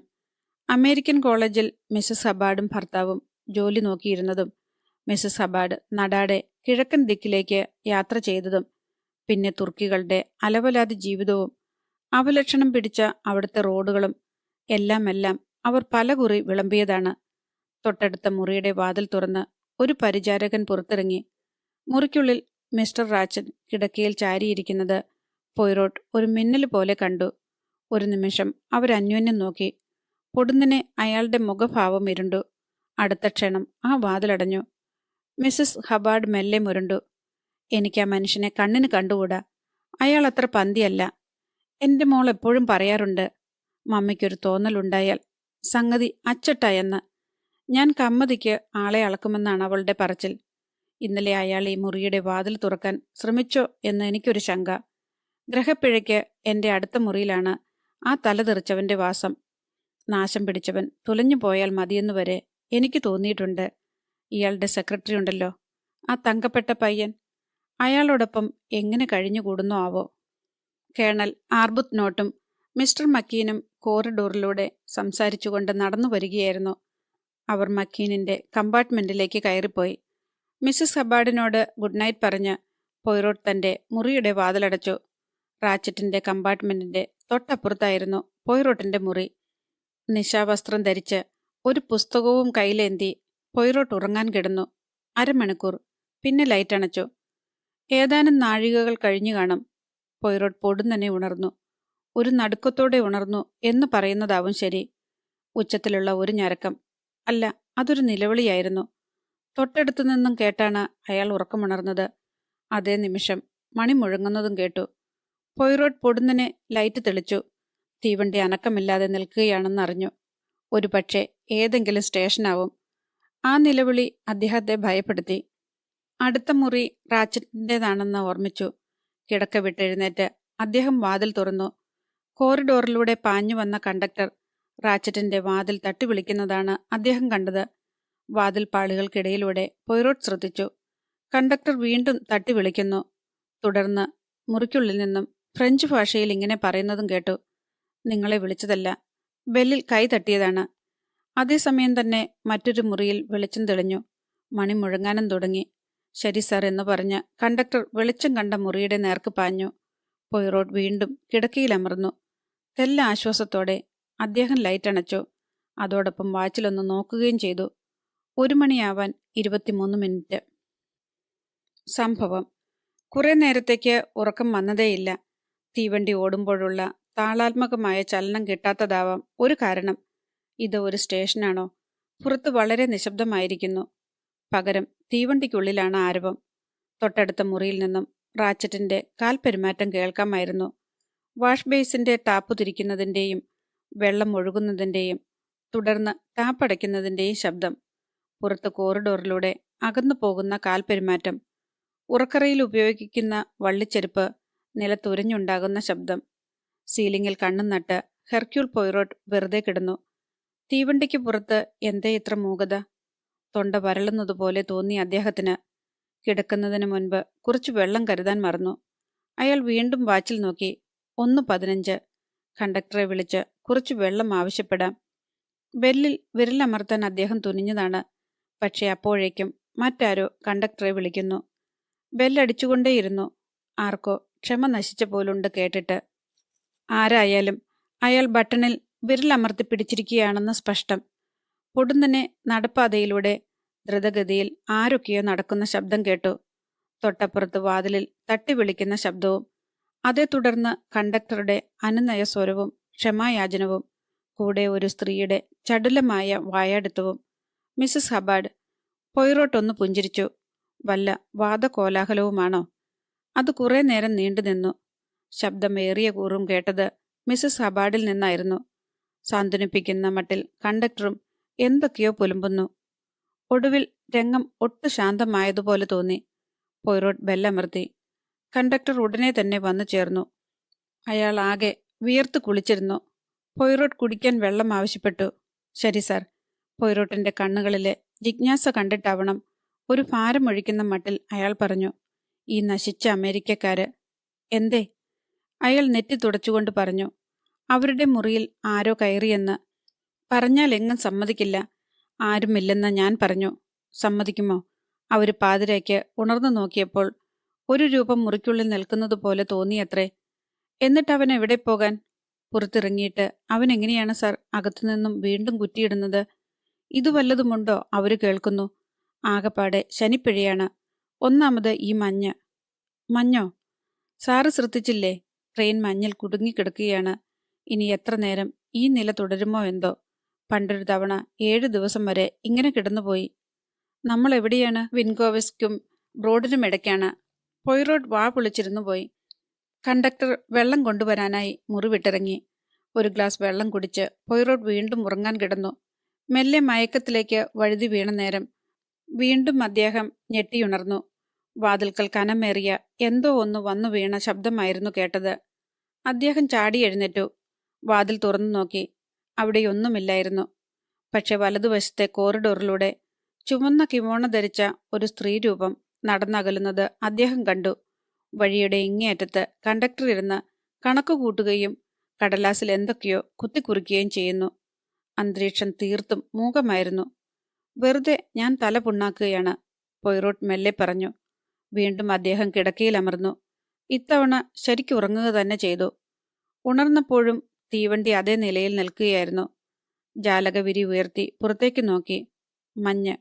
മഞ്ഞ് കുമിഞ്ഞുകൂടി തീവണ്ടി പൊതിഞ്ഞു നിൽക്കുന്നു. പോയ്റോട്ട് വാച്ചിൽ നോക്കി. നേരം 9 കഴിഞ്ഞിരിക്കുന്നു. 3/4 മണിക്കൂറിനകം പ്രഭാത കൃത്യങ്ങളൊക്കെ തീർത്ത് ഭംഗിയായി വസ്ത്രം ധരിച്ച് റെസ്റ്റോറന്റ് കാറിലേക്ക് നടന്നു. അവിടെ ആകെ ബഹളമായിരുന്നു. മിസ്സസ് ഹബാർഡിന്റെ ഉച്ചത്തിലുള്ള ശബ്ദം അദ്ദേഹത്തിന് തിരിച്ചറിയാൻ കഴിഞ്ഞു. തീവണ്ടി യാത്ര പോലെ സുഖം വേറെയില്ലെന്നാണ് എന്റെ മോള് പറഞ്ഞത്. ചുമ്മാതിരുന്ന് തിന്നും കുടിച്ചും കഴിയാമല്ലോ. ദാ ഇപ്പോൾ കണ്ടില്ലേ, ഇവിടെ കിടപ്പ് കിടക്കും. അവർ അലമുറയിടാൻ തുടങ്ങി. മറ്റന്നാൾ എന്റെ ബോട്ട് പോകും. അതിനു മുൻപ് ഞാൻ എങ്ങനെയെത്തും? ഒന്ന് ടെലഗ്രാം ചെയ്യാൻ പോലും നിവൃത്തിയില്ലാതായല്ലോ. എന്തൊരു കഷ്ടം. ഓ, ഭ്രാന്ത് പിടിക്കുന്നു. ഇറ്റലിക്കാരന് മിലനിലെത്തേണ്ട അടിയന്തരാവശ്യം. ബിസിനസ് കാര്യമാണ്. അമേരിക്കക്കാരനും വേവലാതി. തന്നെ കാത്തിരിക്കുന്ന സഹോദരിയെക്കുറിച്ചായിരുന്നു സ്വീഡൻകാരിയുടെ പരിഭ്രമം. അവരെന്തു വിചാരിക്കുമോ ആവോ. എത്ര നേരം നമ്മളിവിടെ കഴിയേണ്ടി വരും? ആർക്കെങ്കിലും അറിയാമോ? മേരി ഡബ്നാൻ ചോദിച്ചു. ആ ശബ്ദത്തിൽ അക്ഷമ കലർന്നിരുന്നു. പക്ഷേ തോറസ് എക്സ്പ്രസിൽ വെച്ച് അവൾ കാട്ടിയ അമിതമായ ഉത്കണ്ഠ ഇപ്പോഴില്ലെന്ന വസ്തുത പോയ്റോട്ട് ശ്രദ്ധിച്ചു. മിസ്സസ് ഹബാർഡ് വീണ്ടും മുറവിളി കൂട്ടി. ഈ തീവണ്ടിയിൽ എന്തെങ്കിലും അറിയാവുന്ന ആരെങ്കിലുമുണ്ടോ? ആർക്കുമില്ല ഒരു ഉത്തരവാദിത്ത ബോധം. ആർബുത്ത് നോട്ട് പോയ്റോട്ടിന് നേരെ തിരിഞ്ഞ് ഫ്രഞ്ച് ഭാഷയിൽ ചോദിച്ചു. താങ്കളാണ് ഈ കമ്പനി ഡയറക്ടറെന്ന് ഞാൻ വിചാരിക്കുന്നു. പോയ്റോട്ട് പുഞ്ചിരിച്ചുകൊണ്ട് മറുപടി പറഞ്ഞു. അല്ലല്ല, എന്റെ കൂടെ നിങ്ങൾ കണ്ട മിസ്റ്റർ ബൗസാണത്. ഓ, അത് ശരി, ക്ഷമിക്കൂ. മിസ്റ്റർ ബൗസ് എത്തിയിരുന്നില്ല. മറ്റാരൊക്കെയാണ് റെസ്റ്റോറന്റിൽ വരാനുള്ളതെന്ന് പോയ്റോട്ട് ശ്രദ്ധിച്ചു. ഡ്രഗോമിറോഫ് രാജകുമാരിയും ഹംഗറിക്കാരായ യുവമിഥുനങ്ങളും അവിടെ ഉണ്ടായിരുന്നില്ല. പിന്നെ റാച്ചറ്റ്, അയാളുടെ ഭൃത്യൻ, ജർമ്മൻ വനിതയുടെ പരിചാരിക, ഇവരും. ചിലപ്പോൾ ദിവസങ്ങൾ തന്നെ ഈ നിലയിൽ കിടക്കാനും മതി. മക്കീൻ അസ്വസ്ഥതയോടെ പറഞ്ഞു. എന്തുമാവട്ടെ, ഇതേതു രാജ്യമാണ്? മിസ്സസ് ഹബാർഡ് ഗദ്ഗതത്തോടെ ചോദിച്ചു. യുഗോസ്ലോവിയാണെന്ന് കേട്ടതോടെ അവർ വീണ്ടും മലമുറയിടാൻ തുടങ്ങി. മാഡം, ഇതിൽ നിങ്ങൾക്ക് മാത്രമേയുള്ളൂ ഇത്തിരി ക്ഷമ. പോയ്റോട്ട് മിസ് ഡബ്നാമിന്റെ നേരെ നോക്കി പറഞ്ഞു. പരിഭ്രമിച്ചിട്ടെന്ത് കാര്യം? വെറുതെ മനസ്സ് കലക്കുന്നതിനോട് എനിക്ക് യോജിപ്പില്ല. അതിനർത്ഥം നിങ്ങൾക്ക് നല്ല മനക്കരുത്തുണ്ടെന്നല്ലേ? പോയ്റോട്ട് പറഞ്ഞു. ഒരുപക്ഷെ ഇക്കൂട്ടത്തിൽ ഏറ്റവും അധികം മനക്കെട്ടിയുള്ളത് നിങ്ങൾക്കാവും അല്ലേ? ഏയ്, അല്ലല്ല. ഭയങ്കര മനക്കെട്ടിയുള്ള വേറൊരാളുണ്ട്. അതാരാണ്? പൊടുന്നനെയാണ് തികച്ചും അപരിചിതനുമായാണ് താൻ സംസാരിക്കുന്നതെന്ന ബോധം അവളിൽ ഉദിച്ചത്. അവളൊന്നു ചിരിച്ചു, മാന്യമെങ്കിലും അസുഖകരമായ മട്ടിൽ. ദാ ആ കിഴവിയുണ്ടല്ലോ, കാണാൻ ചന്തമില്ലെങ്കിലും ഒരാജ്ഞ നൽകിയാൽ ഈ തീവണ്ടി മുഴുവനും അനുസരിച്ചു പോകുന്ന വ്യക്തിത്വമാണ് അവരുടേത്. അതെന്റെ സുഹൃത്ത് മിസ്റ്റർ ബൗസ് പറഞ്ഞാലും ഈ തീവണ്ടി മുഴുവനും അനുസരിക്കും. പക്ഷേ അത് തന്റേടം കൊണ്ടല്ല. മൂപ്പരാണിതിന്റെ ഡയറക്ടർ. മേരി ഡബ്നം പുഞ്ചിരിച്ചു. സമയം ഇഴഞ്ഞു നീങ്ങി. പോയ്റോട്ട് ഉൾപ്പെടെ പലരും ഡൈനിങ് കാറിൽ തന്നെ കഴിഞ്ഞുകൂടി. എല്ലാവരും ചേർന്ന് ഒരു കുടുംബമായതുപോലെ. മിസസ് ഹബാർഡ് മകളെക്കുറിച്ച് പറഞ്ഞു. സ്വീഡൻകാരി തന്റെ മിഷണറി ജോലിയെക്കുറിച്ച് വിവരിച്ചു. അപ്പോഴാണ് പൊയ്റോട്ടിനെ വാഗൺ കണ്ടക്ടർ വന്നു വിളിച്ചത്. സർ. എന്താ? മിസ്റ്റർ ബൗസ് അങ്ങയെ കാണാൻ ആഗ്രഹിക്കുന്നു. ബുദ്ധിമുട്ടില്ലെങ്കിൽ അല്പസമയം. പൊയ്റോട്ട് കണ്ടക്ടറെ അനുഗമിച്ച് കോറിഡോറിലൂടെ നടന്നു. അങ്ങേയറ്റത്തായിരുന്നു ആ മുറി. അദ്ദേഹം വാതിലിൽ തട്ടി വിളിച്ചു. അത് മിസ്റ്റർ ബൗസിന്റെ കമ്പാർട്ട്മെന്റ് ആയിരുന്നില്ല. സാമാന്യം വലിയ ഒരു സെക്കൻഡ് ക്ലാസ് മുറിയായിരുന്നു. വാതിലിനെതിരെ ഒരു മൂലയിൽ മിസ്റ്റർ ബൗസ് ഇരിപ്പുണ്ടായിരുന്നു. അയാൾക്ക് അഭിമുഖമായി കറുത്തുകുറിയ ഒരു മനുഷ്യനുമായിരുന്നു. വാതിൽക്കൽ ട്രെയിൻ ചീഫും അദ്ദേഹത്തിന്റെ കണ്ടക്ടറും നിന്നിരുന്നു. ഓ, വരൂ സുഹൃത്തെ, മിസ്റ്റർ ബൗസ് ഉറക്കെ പറഞ്ഞു.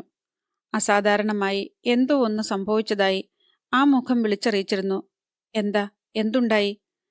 സംഭവം പറഞ്ഞാൽ, ഒന്നാമത് ഈ മഞ്ഞ്, പിന്നെ ഇപ്പോൾ. അദ്ദേഹം ഒന്ന് നിർത്തി. വാഗൺ കണ്ടക്ടർ ഉമിനീറിറക്കുന്ന ശബ്ദം പൊയ്റോട്ട് കേട്ടു. ഇപ്പോൾ എന്തുപറ്റി? ദാ, ഒരു യാത്രക്കാരൻ ബെർത്തിൽ മരിച്ചു കിടക്കുന്നു, കുത്തേറ്റ്. മിസ്റ്റർ ബൗസിന്റെ ശബ്ദം ലേശം പതറിയെന്ന് തോന്നി. ഏത് യാത്രക്കാരൻ? ഒരമേരിക്കക്കാരൻ. പേര്? അയാൾ മുമ്പിലിരുന്ന കടലാസിലൊന്ന് പരതി നോക്കി. റാച്ചറ്റ്. അതെ, റാച്ചറ്റ്. അതെ സർ. വാഗൺ കണ്ടക്ടർ വീണ്ടും ഉമിനീർ വിഴുങ്ങി. പൊയ്റോട്ട് അയാളെ ഒന്ന് ശ്രദ്ധിച്ചു. അയാൾ ഒരു ചോക്കുപോലെ വിളറി വെളുത്തിരുന്നു. അയാളോട് ഇരിക്കാൻ പറയൂ, അല്ലെങ്കിൽ അയാൾ താഴെ വീഴും, പൊയ്റോട്ട് പറഞ്ഞു. ട്രെയിൻ ചീഫ് അനുമതി നൽകി. കണ്ടക്ടർ മുഖം പൊത്തി ഒരു മൂലയിൽ കുനിഞ്ഞിരുന്നു. ഭയങ്കരം തന്നെ, പൊയ്റോട്ട് മന്ത്രിച്ചു. അതെ, ഒരു കൊലപാതകം, അതും ക്രൂരമായ തരത്തിൽ. ഒന്നാമത് ഈ മഞ്ഞിൽ കുടുങ്ങിയ നിലയിൽ നാം എന്താണ് ചെയ്യുക?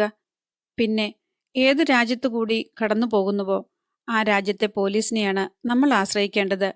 ഇവിടെ ഈ യുഗോസ്ലേവിയയിൽ അതും പറ്റില്ല. ഒരു നിമിഷത്തെ നിശബ്ദതയ്ക്ക് ശേഷം മിസ്റ്റർ ബൗസ് പറഞ്ഞു. ഓ, ഞാനൊന്നും മറന്നു. ഇത് ഡോക്ടർ കോൺസ്റ്റന്റൈൻ. മിസ്റ്റർ ബൗസ് ഇരുവരെയും പരിചയപ്പെടുത്തി. പാതിരായ്ക്കും 2 മണിക്കും ഇടയിലാണ് മരണം നടന്നിട്ടുള്ളതെന്ന് എനിക്ക് തോന്നുന്നു, ഡോക്ടർ പറഞ്ഞു. എപ്പോഴാണ് മിസ്റ്റർ റാച്ചറ്റിനെ ഏറ്റവും ഒടുവിൽ കണ്ടത്? 1:20 മിനിറ്റുള്ളപ്പോൾ. അയാൾ കണ്ടക്ടറോട് സംസാരിച്ചതാണ്, ബൗസ് പറഞ്ഞു. അത് പൊയ്റോട്ടും ശരിവെച്ചു. റാച്ചറ്റിന്റെ കമ്പാർട്ട്മെന്റിലെ ജനാല തുറന്നു കിടക്കുകയായിരുന്നു, ഡോക്ടർ പറഞ്ഞു. കൊലപാതകി അതിലൂടെയാണ് രക്ഷപ്പെട്ടതെന്ന് തോന്നിക്കാൻ. പക്ഷേ ആ തുറന്നിട്ട ജനാല വെറും കൺകെട്ട് വിദ്യയാണെന്ന് എനിക്ക് തോന്നുന്നു. പുറത്തിറങ്ങി രക്ഷപ്പെട്ടയാളുടെ കാൽപ്പാട് മഞ്ഞിൽ തെളിഞ്ഞു കാണേണ്ടതാണ്. അങ്ങനെയൊന്നില്ല. എപ്പോഴാണ് സംഭവം അറിഞ്ഞത്? കണ്ടക്ടറാണ് അത് വിവരിച്ചത്. അയാൾ വിക്കി പറഞ്ഞു. ഇന്ന് രാവിലെ ഈ റാച്ചറ്റിന്റെ വേലക്കാരൻ പലതവണ വാതിലിൽ തട്ടി വിളിച്ചതാണ്. മറുപടി ഉണ്ടായില്ല. പിന്നെ അരമണിക്കൂർ കഴിഞ്ഞ് റെസ്റ്റോറന്റ് പരിചാരകൻ അയാളെ വിളിച്ചു, ആഹാരത്തെക്കുറിച്ച് അറിയിക്കാൻ. അപ്പോൾ 11 മണിയായിരുന്നു സമയം. അവനു വേണ്ടി എന്റെ കയ്യിലുള്ള താക്കോൽ ഉപയോഗിച്ച് ഞാൻ വാതിലിന്റെ പൂട്ട് തുറന്നു. പക്ഷേ വാതിൽ അകത്തുനിന്ന് തഴുതിട്ടിരിക്കുകയായിരുന്നു. വിളിച്ചിട്ടെങ്ങും മറുപടിയില്ല, ഒരനക്കം പോലുമില്ല. ജനാലയിലൂടെ മഞ്ഞ് വീഴുന്നുണ്ടായിരുന്നു, വല്ലാത്ത തണുപ്പും. അയാൾ മദ്യം കുടിച്ച് ബോധമില്ലാതെ കിടപ്പാവുമെന്ന് ഞാൻ കരുതി. ഞാൻ ട്രെയിൻ ചീഫിനെ വിവരമറിയിച്ചു. കൊളുത്തു പൊളിച്ച് ഞങ്ങൾ അകത്തു കയറി. അയാൾ, ഹോ, ഭയങ്കരം. അയാൾ വീണ്ടും കൈപ്പത്തി കൊണ്ട് മുഖം മറച്ചു. വാതിലടച്ച് അകത്തുനിന്ന് തഴുതിട്ടിരുന്നെന്നോ? പൊയ്റോട്ട് ചിന്താമഗ്നനായി ചോദിച്ചു. ആത്മഹത്യയാവുമോ? ഗ്രീക്കുകാരൻ ഡോക്ടർ പരിഹാസരൂപേണ ചിരിച്ചു. ശരീരത്തിൽ 10-12 വട്ടം കത്തി കൊണ്ട് കുത്തി ആരാണ് ആത്മഹത്യ ചെയ്യുക? പൊയ്റോട്ടിന്റെ കണ്ണുകൾ വലുതായി. കൊടും ക്രൂരത. അതൊരു സ്ത്രീയാവണം. ട്രെയിൻ ചീഫ് ആദ്യമായി സംസാരിച്ചു. അവർക്ക് ഇതുപോലെ ഭ്രാന്തമായി ആക്രമിക്കാനാവൂ. തികച്ചും അശാസ്ത്രീയമായ കൊലപാതകം, ഡോക്ടർ പറഞ്ഞു. തലങ്ങും വിലങ്ങുമാണ് കുത്ത്. ചിലത് പോറിയിട്ടേ ഉള്ളൂ. 1-2 എല്ലും മാംസവും തുളച്ച് കടന്നുപോയിരിക്കുന്നു. സ്ത്രൈണമായ രീതി, ട്രെയിൻ ചീഫ് വീണ്ടും പറഞ്ഞു. സ്ത്രീകൾക്ക് കലിയിളകിയാൽ കരുത്ത് ഇരട്ടിയാണ്. സ്വന്തം അനുഭവത്തിന്റെ വെളിച്ചത്തിലാണ് അയാളിത് പറഞ്ഞതെന്ന് എല്ലാവർക്കും തോന്നി. മിസ്റ്റർ റാച്ചറ്റ് ഇന്നലെ എന്നോട് സംസാരിച്ചു, പൊയ്റോട്ട് പറഞ്ഞു. അയാളുടെ ജീവൻ അപകടത്തിലാണെന്നാണ് അയാൾ സൂചിപ്പിച്ചത്. അപ്പോഴതൊരു സ്ത്രീയല്ല, ഒരു കൊലയാളി സംഘമോ ഒരു കൊള്ളക്കാരനോ ആവണം ഇതിനു പിന്നിൽ. തന്റെ സിദ്ധാന്തം ആരും കണക്കിലെടുക്കാത്തതുകൊണ്ട് ട്രെയിൻ ചീഫ് പിന്നെ ഒന്നും മിണ്ടിയില്ല. ഒരു തടിയൻ അമേരിക്കക്കാരനുണ്ട് ഈ വണ്ടിയിൽ, മിസ്റ്റർ ബൗസ് പറഞ്ഞു. ആ ചൂയിങ്കം ചവച്ച് നടക്കുന്ന പഹയൻ. മാന്യനായ ഒരാളിത് ചെയ്യില്ല. ആളിനെ മനസ്സിലായോ? വാഗൺ കണ്ടക്ടറോടായിരുന്നു മിസ്റ്റർ ബൗസിന്റെ ചോദ്യം. അയാൾ തലകുലുക്കി. അതെ സർ, നമ്പർ 16-ൽ. പക്ഷെ അയാളാവാൻ വഴിയില്ല. അയാൾ കമ്പാർട്ട്മെന്റിൽ നിന്നും പുറത്തിറങ്ങിയിരുന്നെങ്കിൽ ഞാൻ കണ്ടേനെ.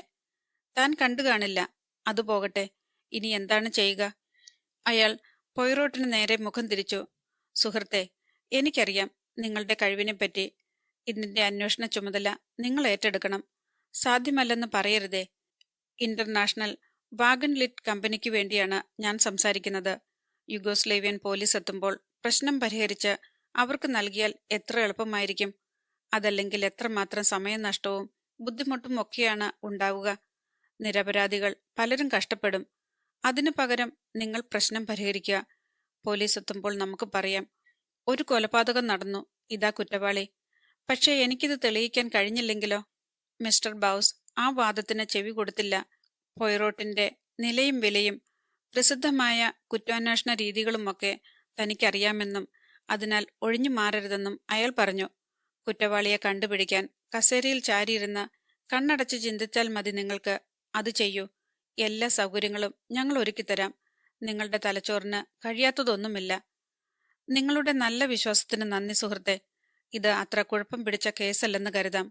മാത്രമല്ല, ഈ മഞ്ഞിൽ കുടുങ്ങി മറ്റൊന്നും ചെയ്യാനില്ലാതെ എത്രനാൾ മുഷിഞ്ഞു കഴിയേണ്ടി വരുമെന്ന് കരുതി ഞാൻ വിഷമിച്ചിരുന്നപ്പോൾ ഇതാ ഒരു ജോലി നേരെ മുന്നിലെത്തിയിരിക്കുന്നു. അപ്പോൾ നിങ്ങൾ ചുമതലയേൽക്കുന്നു.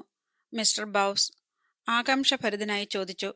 അങ്ങനെയാവട്ടെ, നിങ്ങൾ അതെന്നെ ഏൽപ്പിച്ചു. ആദ്യമായി ഇൻസ്റ്റാംബുൾ കാലേസ് കോച്ചിന്റെ ഒരു പ്ലാൻ പൊയ്റോട്ട് ആവശ്യപ്പെട്ടു. വിവിധ കമ്പാർട്ട്മെന്റുകളിലെ ആളുകളെ പറ്റിയുള്ള കുറിപ്പും അവരുടെയൊക്കെ ടിക്കറ്റ്, പാസ്പോർട്ട് തുടങ്ങിയവയും പരിശോധനയ്ക്ക് വേണ്ടിയിരുന്നു. മൈക്കൽ അതെല്ലാം തയ്യാറാക്കും. വാഗൺ കണ്ടക്ടർ അതനുസരിച്ച് പുറത്തേക്കിറങ്ങി. തീവണ്ടിയിലെ മറ്റു യാത്രക്കാർ ആരൊക്കെയാണ്? ഈ കോച്ചിൽ ഞാനും ഡോക്ടർ കോൺസ്റ്റന്റൈനും മാത്രമേയുള്ളൂ. ഓർഡിനറി കമ്പാർട്ട്മെന്റുമായി നമ്മൾ ബന്ധപ്പെടുന്നില്ല. ഇതിനു മുൻപിൽ ഡൈനിങ് കാറാണ്. അതനുസരിച്ച് കൊലയാളിയെ ഇൻസ്റ്റാംബുൾ കാലേസ് കോച്ചിൽ മാത്രം തിരഞ്ഞാൽ മതി അല്ലേ? പൊയ്റോട്ട് മെല്ലെ ചോദിച്ചു. ഡോക്ടർ തലകുലുക്കി. അർദ്ധരാത്രി, അരമണിക്കൂർ കഴിഞ്ഞപ്പോൾ നാം ഈ മഞ്ഞിലകപ്പെട്ടു. അപ്പോൾ മുതൽ ആർക്കും ഇതിൽ നിന്നും പുറത്തു പോകാൻ കഴിയുമായിരുന്നില്ല. മിസ്റ്റർ ബൗസ് പതുക്കെ പറഞ്ഞു. കൊലയാളി നമ്മോടൊപ്പമുണ്ട് ഈ ട്രെയിനിൽ.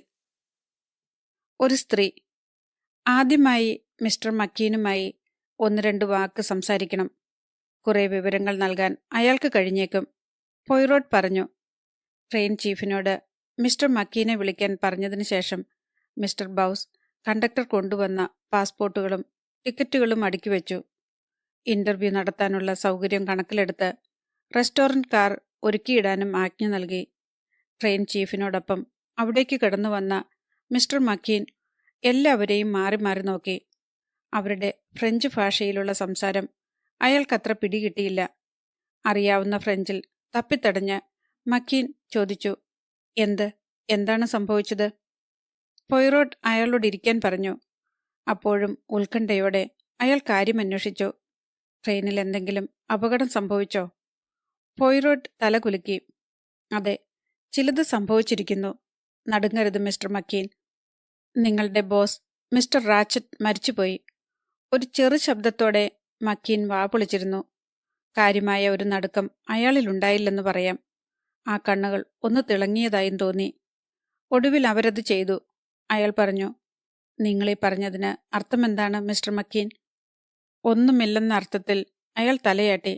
അതായത് മിസ്റ്റർ റാച്ചറ്റ് കൊല ചെയ്യപ്പെട്ടതാണെന്ന് നിങ്ങൾ ഊഹിക്കുന്നു, അങ്ങനെയല്ലേ? ഒരത്ഭുത ഭാവത്തോടെ അയാൾ ചോദിച്ചു. ഞാനങ്ങനെ ഊഹിക്കുന്നുണ്ട്. അയാൾ ഉറക്കത്തിൽ മരണമടഞ്ഞതാണെന്ന് എങ്ങനെ കരുതും? കിഴവൻ ഭയങ്കര കരുത്തനായിരുന്നു. എന്താ പറയുക, ഒരിതുപോലെ കരുത്തനായിരുന്നു. അയാൾക്ക് പറ്റിയ ഒരു ഉപമ കിട്ടിയില്ല. ശരിയാണ് നിങ്ങളുടെ ഊഹം, പൊയ്റോട്ട് പറഞ്ഞു. മിസ്റ്റർ റാച്ചറ്റ് കൊല ചെയ്യപ്പെട്ടതാണ്. കുത്തേറ്റ് മരിച്ചു. പക്ഷെ അതല്ല പ്രശ്നം. അതൊരു കൊലപാതകമാണെന്ന് നിങ്ങളെങ്ങനെ ഉറപ്പിച്ചു? ഞാനത് പറയാം. പക്ഷെ നിങ്ങൾ ആരാണ്? എവിടെ നിന്ന് വരുന്നു? അയാൾ സംശയഭാവത്തോടെ ചോദിച്ചു. വാഗൺ ലിറ്റ് കമ്പനിയുടെ ഒരു വക്താവാണ് ഞാനെന്ന് കരുതിക്കോളൂ. ഒരു നിമിഷത്തെ നിശബ്ദതയ്ക്ക് ശേഷം പൊയ്റോട്ട് പറഞ്ഞു. ഞാനൊരു ഡിറ്റക്റ്റീവാണ്. പേര് ഹെർക്യൂൾ പൊയ്റോട്ട്. അയാളിൽ നിന്ന് പ്രതികരണമൊന്നും ഉണ്ടായില്ല. ഒരുപക്ഷെ നിങ്ങളെന്റെ പേര് മുൻപ് കേട്ടു കാണും. എവിടെ വെച്ചോ കേട്ടിട്ടുണ്ട്. ഞാൻ കരുതിയിരുന്നത് സ്ത്രീകളുടെ ഡ്രസ് തയ്ക്കുന്ന ഏതോ തയ്യൽക്കാരനാണെന്നാണ്. ഹെർക്യൂൾ പോയ്റോട്ട് ലേശം നീരസത്തോടെ അയാളെ നോക്കി. ആട്ടെ, നമുക്ക് കാര്യത്തിലേക്ക് കിടക്കാം. മരിച്ചുപോയ വ്യക്തിയെക്കുറിച്ച് അറിയാവുന്നതൊക്കെ പറയൂ മിസ്റ്റർ മക്കീൻ. നിങ്ങൾ അയാളുടെ ബന്ധുവാണോ? അല്ല, ഞാൻ സെക്രട്ടറിയാണ്. ആയിരുന്നു. എത്ര കാലം? 1 കൊല്ലം കഴിഞ്ഞു. പിന്നീട് റാച്ചറ്റുമായി പരിചയപ്പെടാനിടയായ സാഹചര്യം അയാൾ വെളിവാക്കി. എണ്ണ ഖനനം ചെയ്യുന്ന ഒരിടപാടുമായി പേർഷ്യയിലെത്തിയ താൻ സാമ്പത്തികമായി തകർന്നുവെന്നും ആ നേരം യാദൃച്ഛികമായി ഹോട്ടലിൽ വച്ച് കണ്ട മിസ്റ്റർ റാച്ചറ്റ് തനിക്ക് ഒരു ജോലി നൽകിയതാണെന്നും അയാൾ പറഞ്ഞു. ശരി, പിന്നീട്? പോയ്റോട്ട് ചോദിച്ചു. ഞങ്ങൾ യാത്ര ചെയ്തു. മിസ്റ്റർ റാച്ചറ്റിന് ചുറ്റി സഞ്ചരിക്കണമായിരുന്നു. ഭാഷ അറിയില്ലെങ്കിലും അയാൾക്കതൊരു തടസ്സമായിരുന്നില്ല. ഞാനൊരു സെക്രട്ടറി എന്നതിലുപരി യാത്രാവേളയിലൊരു പരിചാരകനെ പോലെയായിരുന്നു. ശരി, ഇനി നിങ്ങളുടെ ബോസിനെപ്പറ്റി ശരിക്കൊരു വിവരണം നൽകൂ. പരിഭ്രമം അയാളുടെ മുഖത്ത് മിന്നിമറിഞ്ഞു. അതത്ര എളുപ്പമല്ല. അയാളുടെ പേര്? Samuel Edward ratchet. അമേരിക്കൻ പൗരനാണ്. അതെ. അമേരിക്കയിൽ ഏത് സ്ഥലം? അതറിയില്ല. ശരി, നിങ്ങൾക്കറിയാവുന്നതൊക്കെ പറയൂ. മിസ്റ്റർ പോയ്റോട്ട്, തുറന്നു പറഞ്ഞാൽ എനിക്ക് അയാളെക്കുറിച്ച് ഒന്നും അറിയില്ലെന്നതാണ് സത്യം. അറിയണമെന്നുണ്ടായിരുന്നെങ്കിലും സ്വകാര്യ ജീവിതത്തെക്കുറിച്ച് അയാൾ എന്നോട് മിണ്ടിയിട്ടില്ല. റാച്ചറ്റ് എന്നത് യഥാർത്ഥ പേരാണോ എന്ന് പോലും സംശയമുണ്ട്. അമേരിക്കയിൽ നിന്നും ആരെയോ എന്തിനെയോ ഭയന്ന് ഓടിപ്പോന്നതല്ലേ അയാൾ എന്നുപോലും എനിക്ക് സന്ദേഹമില്ലാതില്ല. ഏതായാലും അയാൾ വിജയിച്ചു, കഴിഞ്ഞയാഴ്ച വരെ. അപ്പോൾ അയാൾക്ക് കത്തുകൾ കിട്ടാൻ തുടങ്ങി. ഭീഷണി കത്തുകൾ. അത്തരം 1-2 കത്തുകൾ തന്റെ കയ്യിലുണ്ടെന്ന് മക്കീൻ പറഞ്ഞു. പോയ്റോട്ട് ആവശ്യപ്പെട്ടതനുസരിച്ച് അവയെടുക്കാൻ അയാൾ തന്റെ മുറിയിലേക്ക് പോയി. ഏതാനും മിനിറ്റുകൾക്കകം അയാൾ മടങ്ങിയെത്തുകയും ചെയ്തു. മുഷിഞ്ഞ 2 കടലാസുകൾ അയാൾ പോയ്റോട്ടിന് നൽകി. അതിലാദ്യത്തെ കടലാസിൽ ഇങ്ങനെ എഴുതിയിരുന്നു: ഞങ്ങളിൽ നിന്നും ബഹുഘാതം അകന്നു മാറി രക്ഷപ്പെട്ടെന്ന് നീ വിചാരിക്കുന്നോ? ഇല്ല, നിന്റെ ജീവൻ രക്ഷപ്പെട്ടിട്ടില്ല. ഞങ്ങൾ വരുന്നു റാച്ചറ്റ്, നിന്റെ ജീവൻ എടുക്കാൻ. അതിലൊപ്പില്ലായിരുന്നു. ഒന്നും സംസാരിക്കാതെ പോയ്റോട്ട് സാഗൂതം 2ാമത്തെ കടലാസ് നിവർത്തി. നിന്നെ 100ആയി നുറുക്കാതെ ഞങ്ങൾ അടങ്ങില്ല റാച്ചറ്റ്. ഇനി കാലതാമസമില്ല. നിന്റെ അന്ത്യം എടുത്തു, ഓർത്തോളൂ. പോയ്റോട്ട് കത്തുകൾ താഴെ വെച്ചു. ബോറൻ സാഹിത്യം, അദ്ദേഹം പറഞ്ഞു. അക്ഷരവും അതുപോലെ. മക്കീൻ തുറച്ചു നോക്കിയിരുന്നു. ഇത് എഴുതിയത് ഒരാളല്ല, പോയ്റോട്ട് പറഞ്ഞു. 2ഓ അതിലധികമോ ആളുകൾ ഓരോ അക്ഷരം വീതം എഴുതി കല്ലച്ചിൽ അടിച്ചതാണ്. അതിനാൽ കൈയക്ഷരം നോക്കി ആളെ പിടിക്കാനും പാടാണ്. അയാൾ ഒരു നിമിഷം നിർത്തിയിട്ട് ചോദിച്ചു, മിസ്റ്റർ റാച്ചറ്റ് സഹായം തേടി എന്നെ സമീപിച്ചത് നിങ്ങളറിഞ്ഞോ? നിങ്ങളെ? അയാളുടെ അത്ഭുതഭാവം കണ്ടപ്പോൾ പോയ്റോട്ടിന് ഉറപ്പായി. മക്കീൻ ആ വിവരം അറിഞ്ഞിട്ടില്ല. ആട്ടെ, കത്ത് കിട്ടിയപ്പോൾ അയാളുടെ ഭാവം എന്തായിരുന്നു? അത് പറയാൻ ബുദ്ധിമുട്ടാണ് സർ. അയാൾ ഒന്ന് ചിരിച്ചു. സ്വതയുള്ള ഒരു തരം ചിരി. എന്നിട്ടത് എന്നെ ഏൽപ്പിച്ചു. പക്ഷേ മക്കീൻ ചെറുതായി ഒന്ന് വിറച്ചു. പക്ഷേ ആ ലാഘവഭാവത്തിനുള്ളിൽ എന്തൊക്കെയോ സംഘർഷങ്ങളുണ്ടായിരുന്നു. പൊടുന്നനെ പോയ്റോട്ട് ഒരു ചോദ്യം ചോദിച്ചു. മക്കീൻ, നിങ്ങൾക്ക് അയാളെ ഇഷ്ടമായിരുന്നോ? മറുപടിക്ക് വേണ്ടി മക്കീൻ 1-2 മിനിറ്റ് എടുത്തു. ഒടുവിൽ അയാൾ പറഞ്ഞു, അല്ല, ഇഷ്ടമായിരുന്നില്ല. കാരണം വ്യക്തമായി പറയാനാവില്ല. എന്തോ അയാളൊരു ക്രൂരനാണെന്ന് എനിക്ക് തോന്നിയിരുന്നു. നന്ദി മിസ്റ്റർ മക്കീൻ. ഒരു ചോദ്യം കൂടി. നിങ്ങൾ റാച്ചറ്റിനെ ഏറ്റവും ഒടുവിൽ കണ്ടതെപ്പോഴാണ്? ഇന്നലെ രാത്രി ഏതാണ്ട്. അയാൾ ഒന്ന് ആലോചിച്ചിട്ട് തുടർന്നു. 10 മണിയായിട്ടുണ്ടാവും.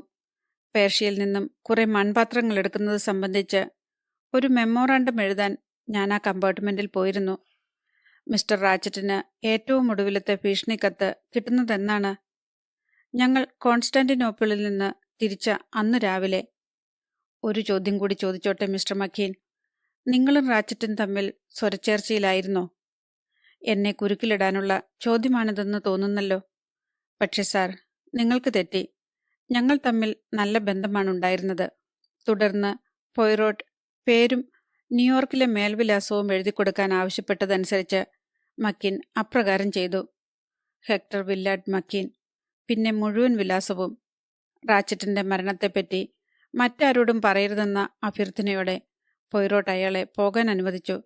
അയാൾ പോയി കഴിഞ്ഞപ്പോൾ മിസ്റ്റർ ബൗസ് ചോദിച്ചു, പറഞ്ഞതെല്ലാം താങ്കൾ വിശ്വസിക്കുന്നുണ്ടോ? അയാൾ സത്യസന്ധനും തുറന്നു സംസാരിക്കുന്നവനുമാണെന്ന് ഞാൻ കരുതുന്നു. സ്വന്തം യജമാനെക്കുറിച്ച് തനിക്കുള്ള അഭിപ്രായം അയാൾ തെളിച്ചു പറഞ്ഞില്ലേ? കുറഞ്ഞപക്ഷം ഒരാളെങ്കിലും നിരപരാധിയാണെന്ന് നിങ്ങൾ കണ്ടെത്തിയല്ലോ. നല്ലത്, ബൗസ് പറഞ്ഞു. ഞാനോ? പോയിറോട്ട് സമ്മതിക്കാത്ത മട്ടിൽ പറഞ്ഞു. ഒടുക്കം വരെ ഞാനും എല്ലാവരെയും സംശയിക്കും. പക്ഷെ അതേസമയം ഈ പയ്യൻ മക്കിൻ തലയ്ക്ക് ചൂട് കയറി അയാളുടെ മാസ്റ്ററെ 1 ഡസൻ തവണ കുത്തിയെന്ന് പറയാൻ ഞാൻ ആളല്ല. അയാളുടെ മനസ്സ് അതിനു പറ്റിയതല്ല. കലിയിളകിയാൽ ആരും പിശാചായി പോവുമല്ലോ. മിസ്റ്റർ ബൗസ് ഒരു നിമിഷം ചിന്തിച്ചതിന് ശേഷം പറഞ്ഞു, അതല്ലെങ്കിൽ നമ്മുടെ ട്രെയിൻ ചീഫ് പറഞ്ഞതുപോലെ ഒരു സ്ത്രീ ആയിക്കൂടുന്നില്ലല്ലോ. മൃതശരീരം. ഡോക്ടർ കോൺസ്റ്റന്റിനോടൊപ്പം പോയിറോട്ട് സംഭവം നടന്ന കമ്പാർട്ട്മെന്റിലേക്ക് നീങ്ങി. കണ്ടക്ടർ വാതിൽ തുറന്നുകൊടുത്തു. സാധനങ്ങളൊന്നും തന്നെ സ്ഥാനം മാറ്റിയിരുന്നില്ല. വിരി മുകളിലേക്ക് ഉയർത്തിയ നിലയിൽ ജനാല തുറന്നു കിടന്നിരുന്നു. ഉള്ളിൽ മരവിപ്പിക്കുന്ന തണുപ്പ്. വണ്ടിക്കുള്ളിൽ നിന്നും ആരും പുറത്തു പോയിട്ടില്ലെന്ന ഡോക്ടറുടെ പ്രസ്താവത്തോട് പോയിറോട്ട് യോജിച്ചു. ഈ കൊടും മഞ്ഞ് കൊലയാളിയുടെ ഉദ്ദേശത്തെ തകിടം മറിച്ചുവെന്ന് തീർച്ച. അദ്ദേഹം ജാലകപ്പടികൾ ശ്രദ്ധാപൂർവം പരിശോധിച്ചു. പോക്കറ്റിൽ നിന്നും ചെറിയൊരു ഡെപ്പിയെടുത്ത് ലേശം പൊടി ജനാല ഫ്രെയിമിൽ വിതറി. പക്ഷേ വിരലടയാളങ്ങളൊന്നും തന്നെ തെളിഞ്ഞു കണ്ടില്ല. ഒരു പക്ഷേ തുടച്ചു മാറ്റിയതാവാം.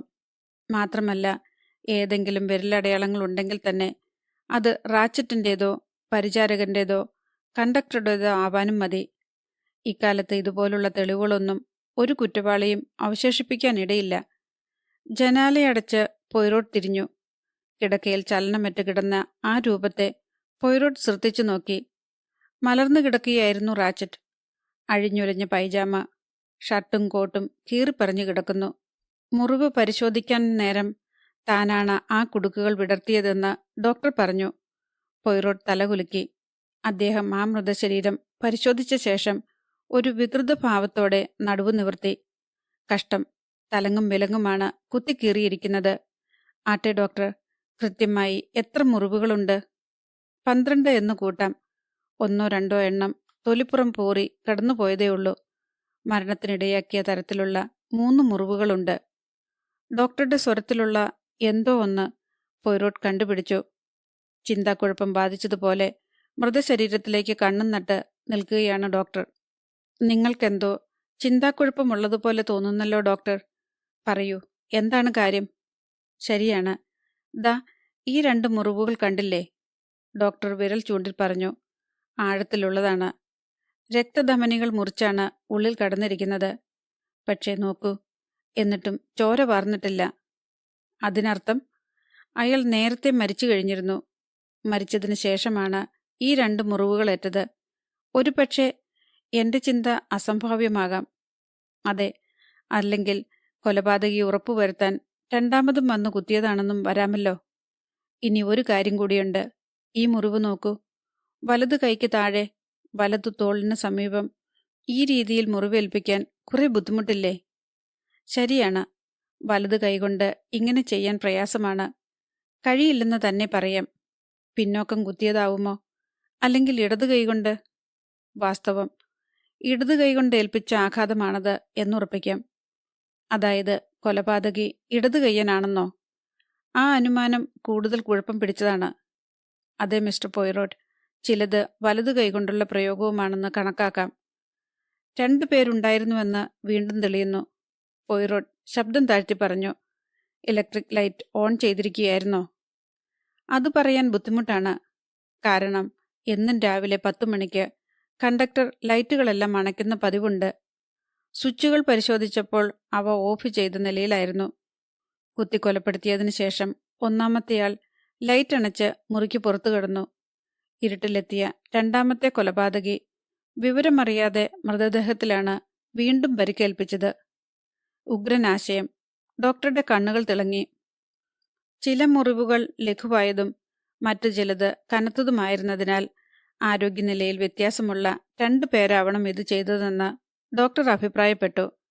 കരുത്തുള്ള ഒരു കൊലപാതകി, ദുർബലനായ മറ്റൊരാൾ, ഒരു സ്ത്രീ, ഒരു വലതുകൈ, പിന്നെ ഒരു ഇടതുകൈ. തികച്ചും പരസ്പര വിരുദ്ധമായ വസ്തുതകളാണ് തനിക്ക് കിട്ടിയതെന്നറിഞ്ഞപ്പോൾ പോയ്റോട്ടിന് തെല്ല അരിശം തന്നെയുണ്ടായി. ഈ മനുഷ്യൻ, ഇയാൾ എന്തു ചെയ്യുകയായിരുന്നു? ഒന്ന് നിലവിളിക്കാൻ, സ്വരക്ഷയ്ക്ക് അല്പം ബലം പ്രയോഗിക്കാൻ ഒന്നും അവന് കഴിഞ്ഞില്ലെന്നോ? തലയണ ചുവട്ടിൽ നിന്ന് പോയ്റോട്ടിന് ഒരു ഓട്ടോമാറ്റിക് പിസ്റ്റൾ ലഭിച്ചു. കഴിഞ്ഞ ദിവസം റാച്ചറ്റ് കാട്ടിയ അതേ ആയുധം. റാച്ചറ്റിന്റെ വസ്ത്രങ്ങൾ ചുവരിൽ തൂക്കിയിട്ടിരിക്കുകയായിരുന്നു. വാഷ് ബേസിന്റെ പടിമേൽ പല സാധനങ്ങളും നിരത്തി വച്ചിരുന്നു. വെള്ളം നിറച്ച ഗ്ലാസ്സിൽ ഇറക്കി വച്ചിരുന്ന ഒരു സെറ്റ് കൃത്രിമ പല്ല്, ഒരു എഴിഞ്ഞ ഗ്ലാസ്, ഒരു കുപ്പി ശുദ്ധജലം, ഒരു വലിയ ഫ്ലാസ്ക്, പിന്നെ ഒരു ആഷ്ട്രയും. അതിലൊരു സിഗരറ്റ് കുറ്റിയും കരിഞ്ഞ കുറെ കടലാസ് തുണ്ടുകളും ഉണ്ടായിരുന്നു. അതോടൊപ്പം കത്തിത്തീർന്ന 2 തീപ്പെട്ടിക്കൊള്ളിയും. ഡോക്ടർ ഒഴിഞ്ഞ ഗ്ലാസ് എടുത്ത് മണത്തു. മരണമടഞ്ഞ ആളിന്റെ ആലസ്യത്തിന് കാരണമുണ്ടായിരുന്നു. മയക്കുമരുന്ന് കഴിച്ചിരുന്നോ? അതെ. പോയ്റോട്ട് സമ്മതഭാവത്തിൽ തലകുലുക്കി. തുടർന്ന് അദ്ദേഹം 2 തീപ്പെട്ടിക്കമ്പുകളും പരിശോധിച്ചു. രണ്ടും 2 തരത്തിലുള്ളത്. അതിൽ ഉരുണ്ട തരം തീപ്പെട്ടിക്കമ്പ് റാച്ചറ്റ് ഉരച്ചതാണെന്ന് കരുതാം. മറ്റേതോ? പൊടുന്നനെ ഒരാശ്ചര്യ ശബ്ദത്തോടെ പോയ്റോട്ട് മുന്നോട്ട് കുനിഞ്ഞു. ഒരു തുണിക്കഷ്ണമാണ് അയാൾക്ക് കിട്ടിയത്. മനോഹരമായ ഒരു ഉറുമാൽ. മൂലയിൽ എച്ച് എന്ന അക്ഷരം തുന്നിപ്പിടിപ്പിച്ചിരിക്കുന്നു. ഒരു സ്ത്രീയുടെ തുവാല, ഡോക്ടർ പറഞ്ഞു. നമ്മുടെ ട്രെയിൻ ചീഫ് പറഞ്ഞത് ശരിയാണെന്ന് തോന്നുന്നു. ഒരു സ്ത്രീ ഇതുമായി ബന്ധപ്പെട്ടിട്ടുണ്ട്. എന്നിട്ടോ അവർ ചില നോവലുകളിലും സിനിമകളിലുമൊക്കെ കാണുന്നതുപോലെ ഒരു തുവാല മറന്നിടുകയും ചെയ്തിരിക്കുന്നു. പോരെങ്കിൽ ഇനീഷ്യലും തുന്നിപ്പിടിപ്പിച്ചിരിക്കുന്നു. ഭാഗ്യം തന്നെ, ഡോക്ടർ ആശ്ചര്യപ്പെട്ടു പറഞ്ഞു. തീർച്ചയായും, പോയ്റോട്ട് പറഞ്ഞു. പോയ്റോട്ടിന്റെ സ്വരത്തിൽ എന്തോ ഒരു പ്രത്യേകതയുള്ളതായി ഡോക്ടർക്ക് തോന്നി. പക്ഷേ അയാൾ എന്തെങ്കിലും ചോദിക്കുന്നതിന് മുൻപായി പോയ്റോട്ട് പെട്ടെന്ന് മുന്നോട്ട് കുനിഞ്ഞു. ഇത്തവണ ഒരു പൈപ്പ് ക്ലീനറും കയ്യിൽ പിടിച്ചാണ് പോയ്റോട്ട് എഴുന്നേറ്റ് വന്നത്. അത് റാച്ചറ്റിൻ്റേതല്ല എന്ന് ഉറപ്പാണ്. കാരണം റാച്ചറ്റ് പൈപ്പ് വലിക്കുമെന്നതിന് തെളിവൊന്നും കിട്ടിയിരുന്നില്ല. എങ്കിൽ അതൊരു തെളിവാണ്, ഡോക്ടർ പറഞ്ഞു. പോരെ പൂരം. അന്വേഷിക്കുന്നവർ തെളിവില്ലാതെ വിഷമിക്കരുതെന്ന് കരുതി എന്തെല്ലാം സഹായങ്ങൾ. ഇത്തവണ ഒരു പുരുഷന്റേതാണ് രേഖ. കൊലയ്ക്ക് ഉപയോഗിച്ച ആയുധം കണ്ടെടുക്കാൻ അവർക്ക് കഴിഞ്ഞില്ല. ആ ആയുധവുമായി അക്രമി കടന്നു കളഞ്ഞിരിക്കുന്നു. മൃതശരീരത്തിൽ അണിഞ്ഞിരുന്ന പൈജാമയുടെ പോക്കറ്റ് പരിശോധിച്ച ഡോക്ടർ ഒരു സ്വർണ്ണ വാച്ച് പുറത്തെടുത്തു. അതിന്റെ തകർന്ന കേസിനുള്ളിൽ സൂചികൾ ചലനമറ്റു നിൽക്കുകയായിരുന്നു. കൃത്യം 1:15.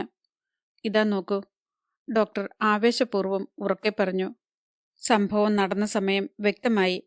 രാത്രി 1 മണി കഴിഞ്ഞ് 15 മിനിറ്റ്. അപ്പോഴാണ് കൊല നടന്നത്. അതെ, തീർച്ചയായും അങ്ങനെയായിരിക്കണം. ഡോക്ടർ പോയ്റോട്ടിനെ മനസ്സിലാകാത്ത മട്ടിൽ നോക്കി. ക്ഷമിക്കണം മിസ്റ്റർ പോയ്റോട്ട്, എനിക്ക് നിങ്ങളുടെ മനസ്സ് പിടികിട്ടുന്നില്ല. എനിക്ക് തന്നെ അത് അവ്യക്തമാണ് സുഹൃത്തെ. ഒരു ചുക്കും മനസ്സിലാകുന്നില്ല.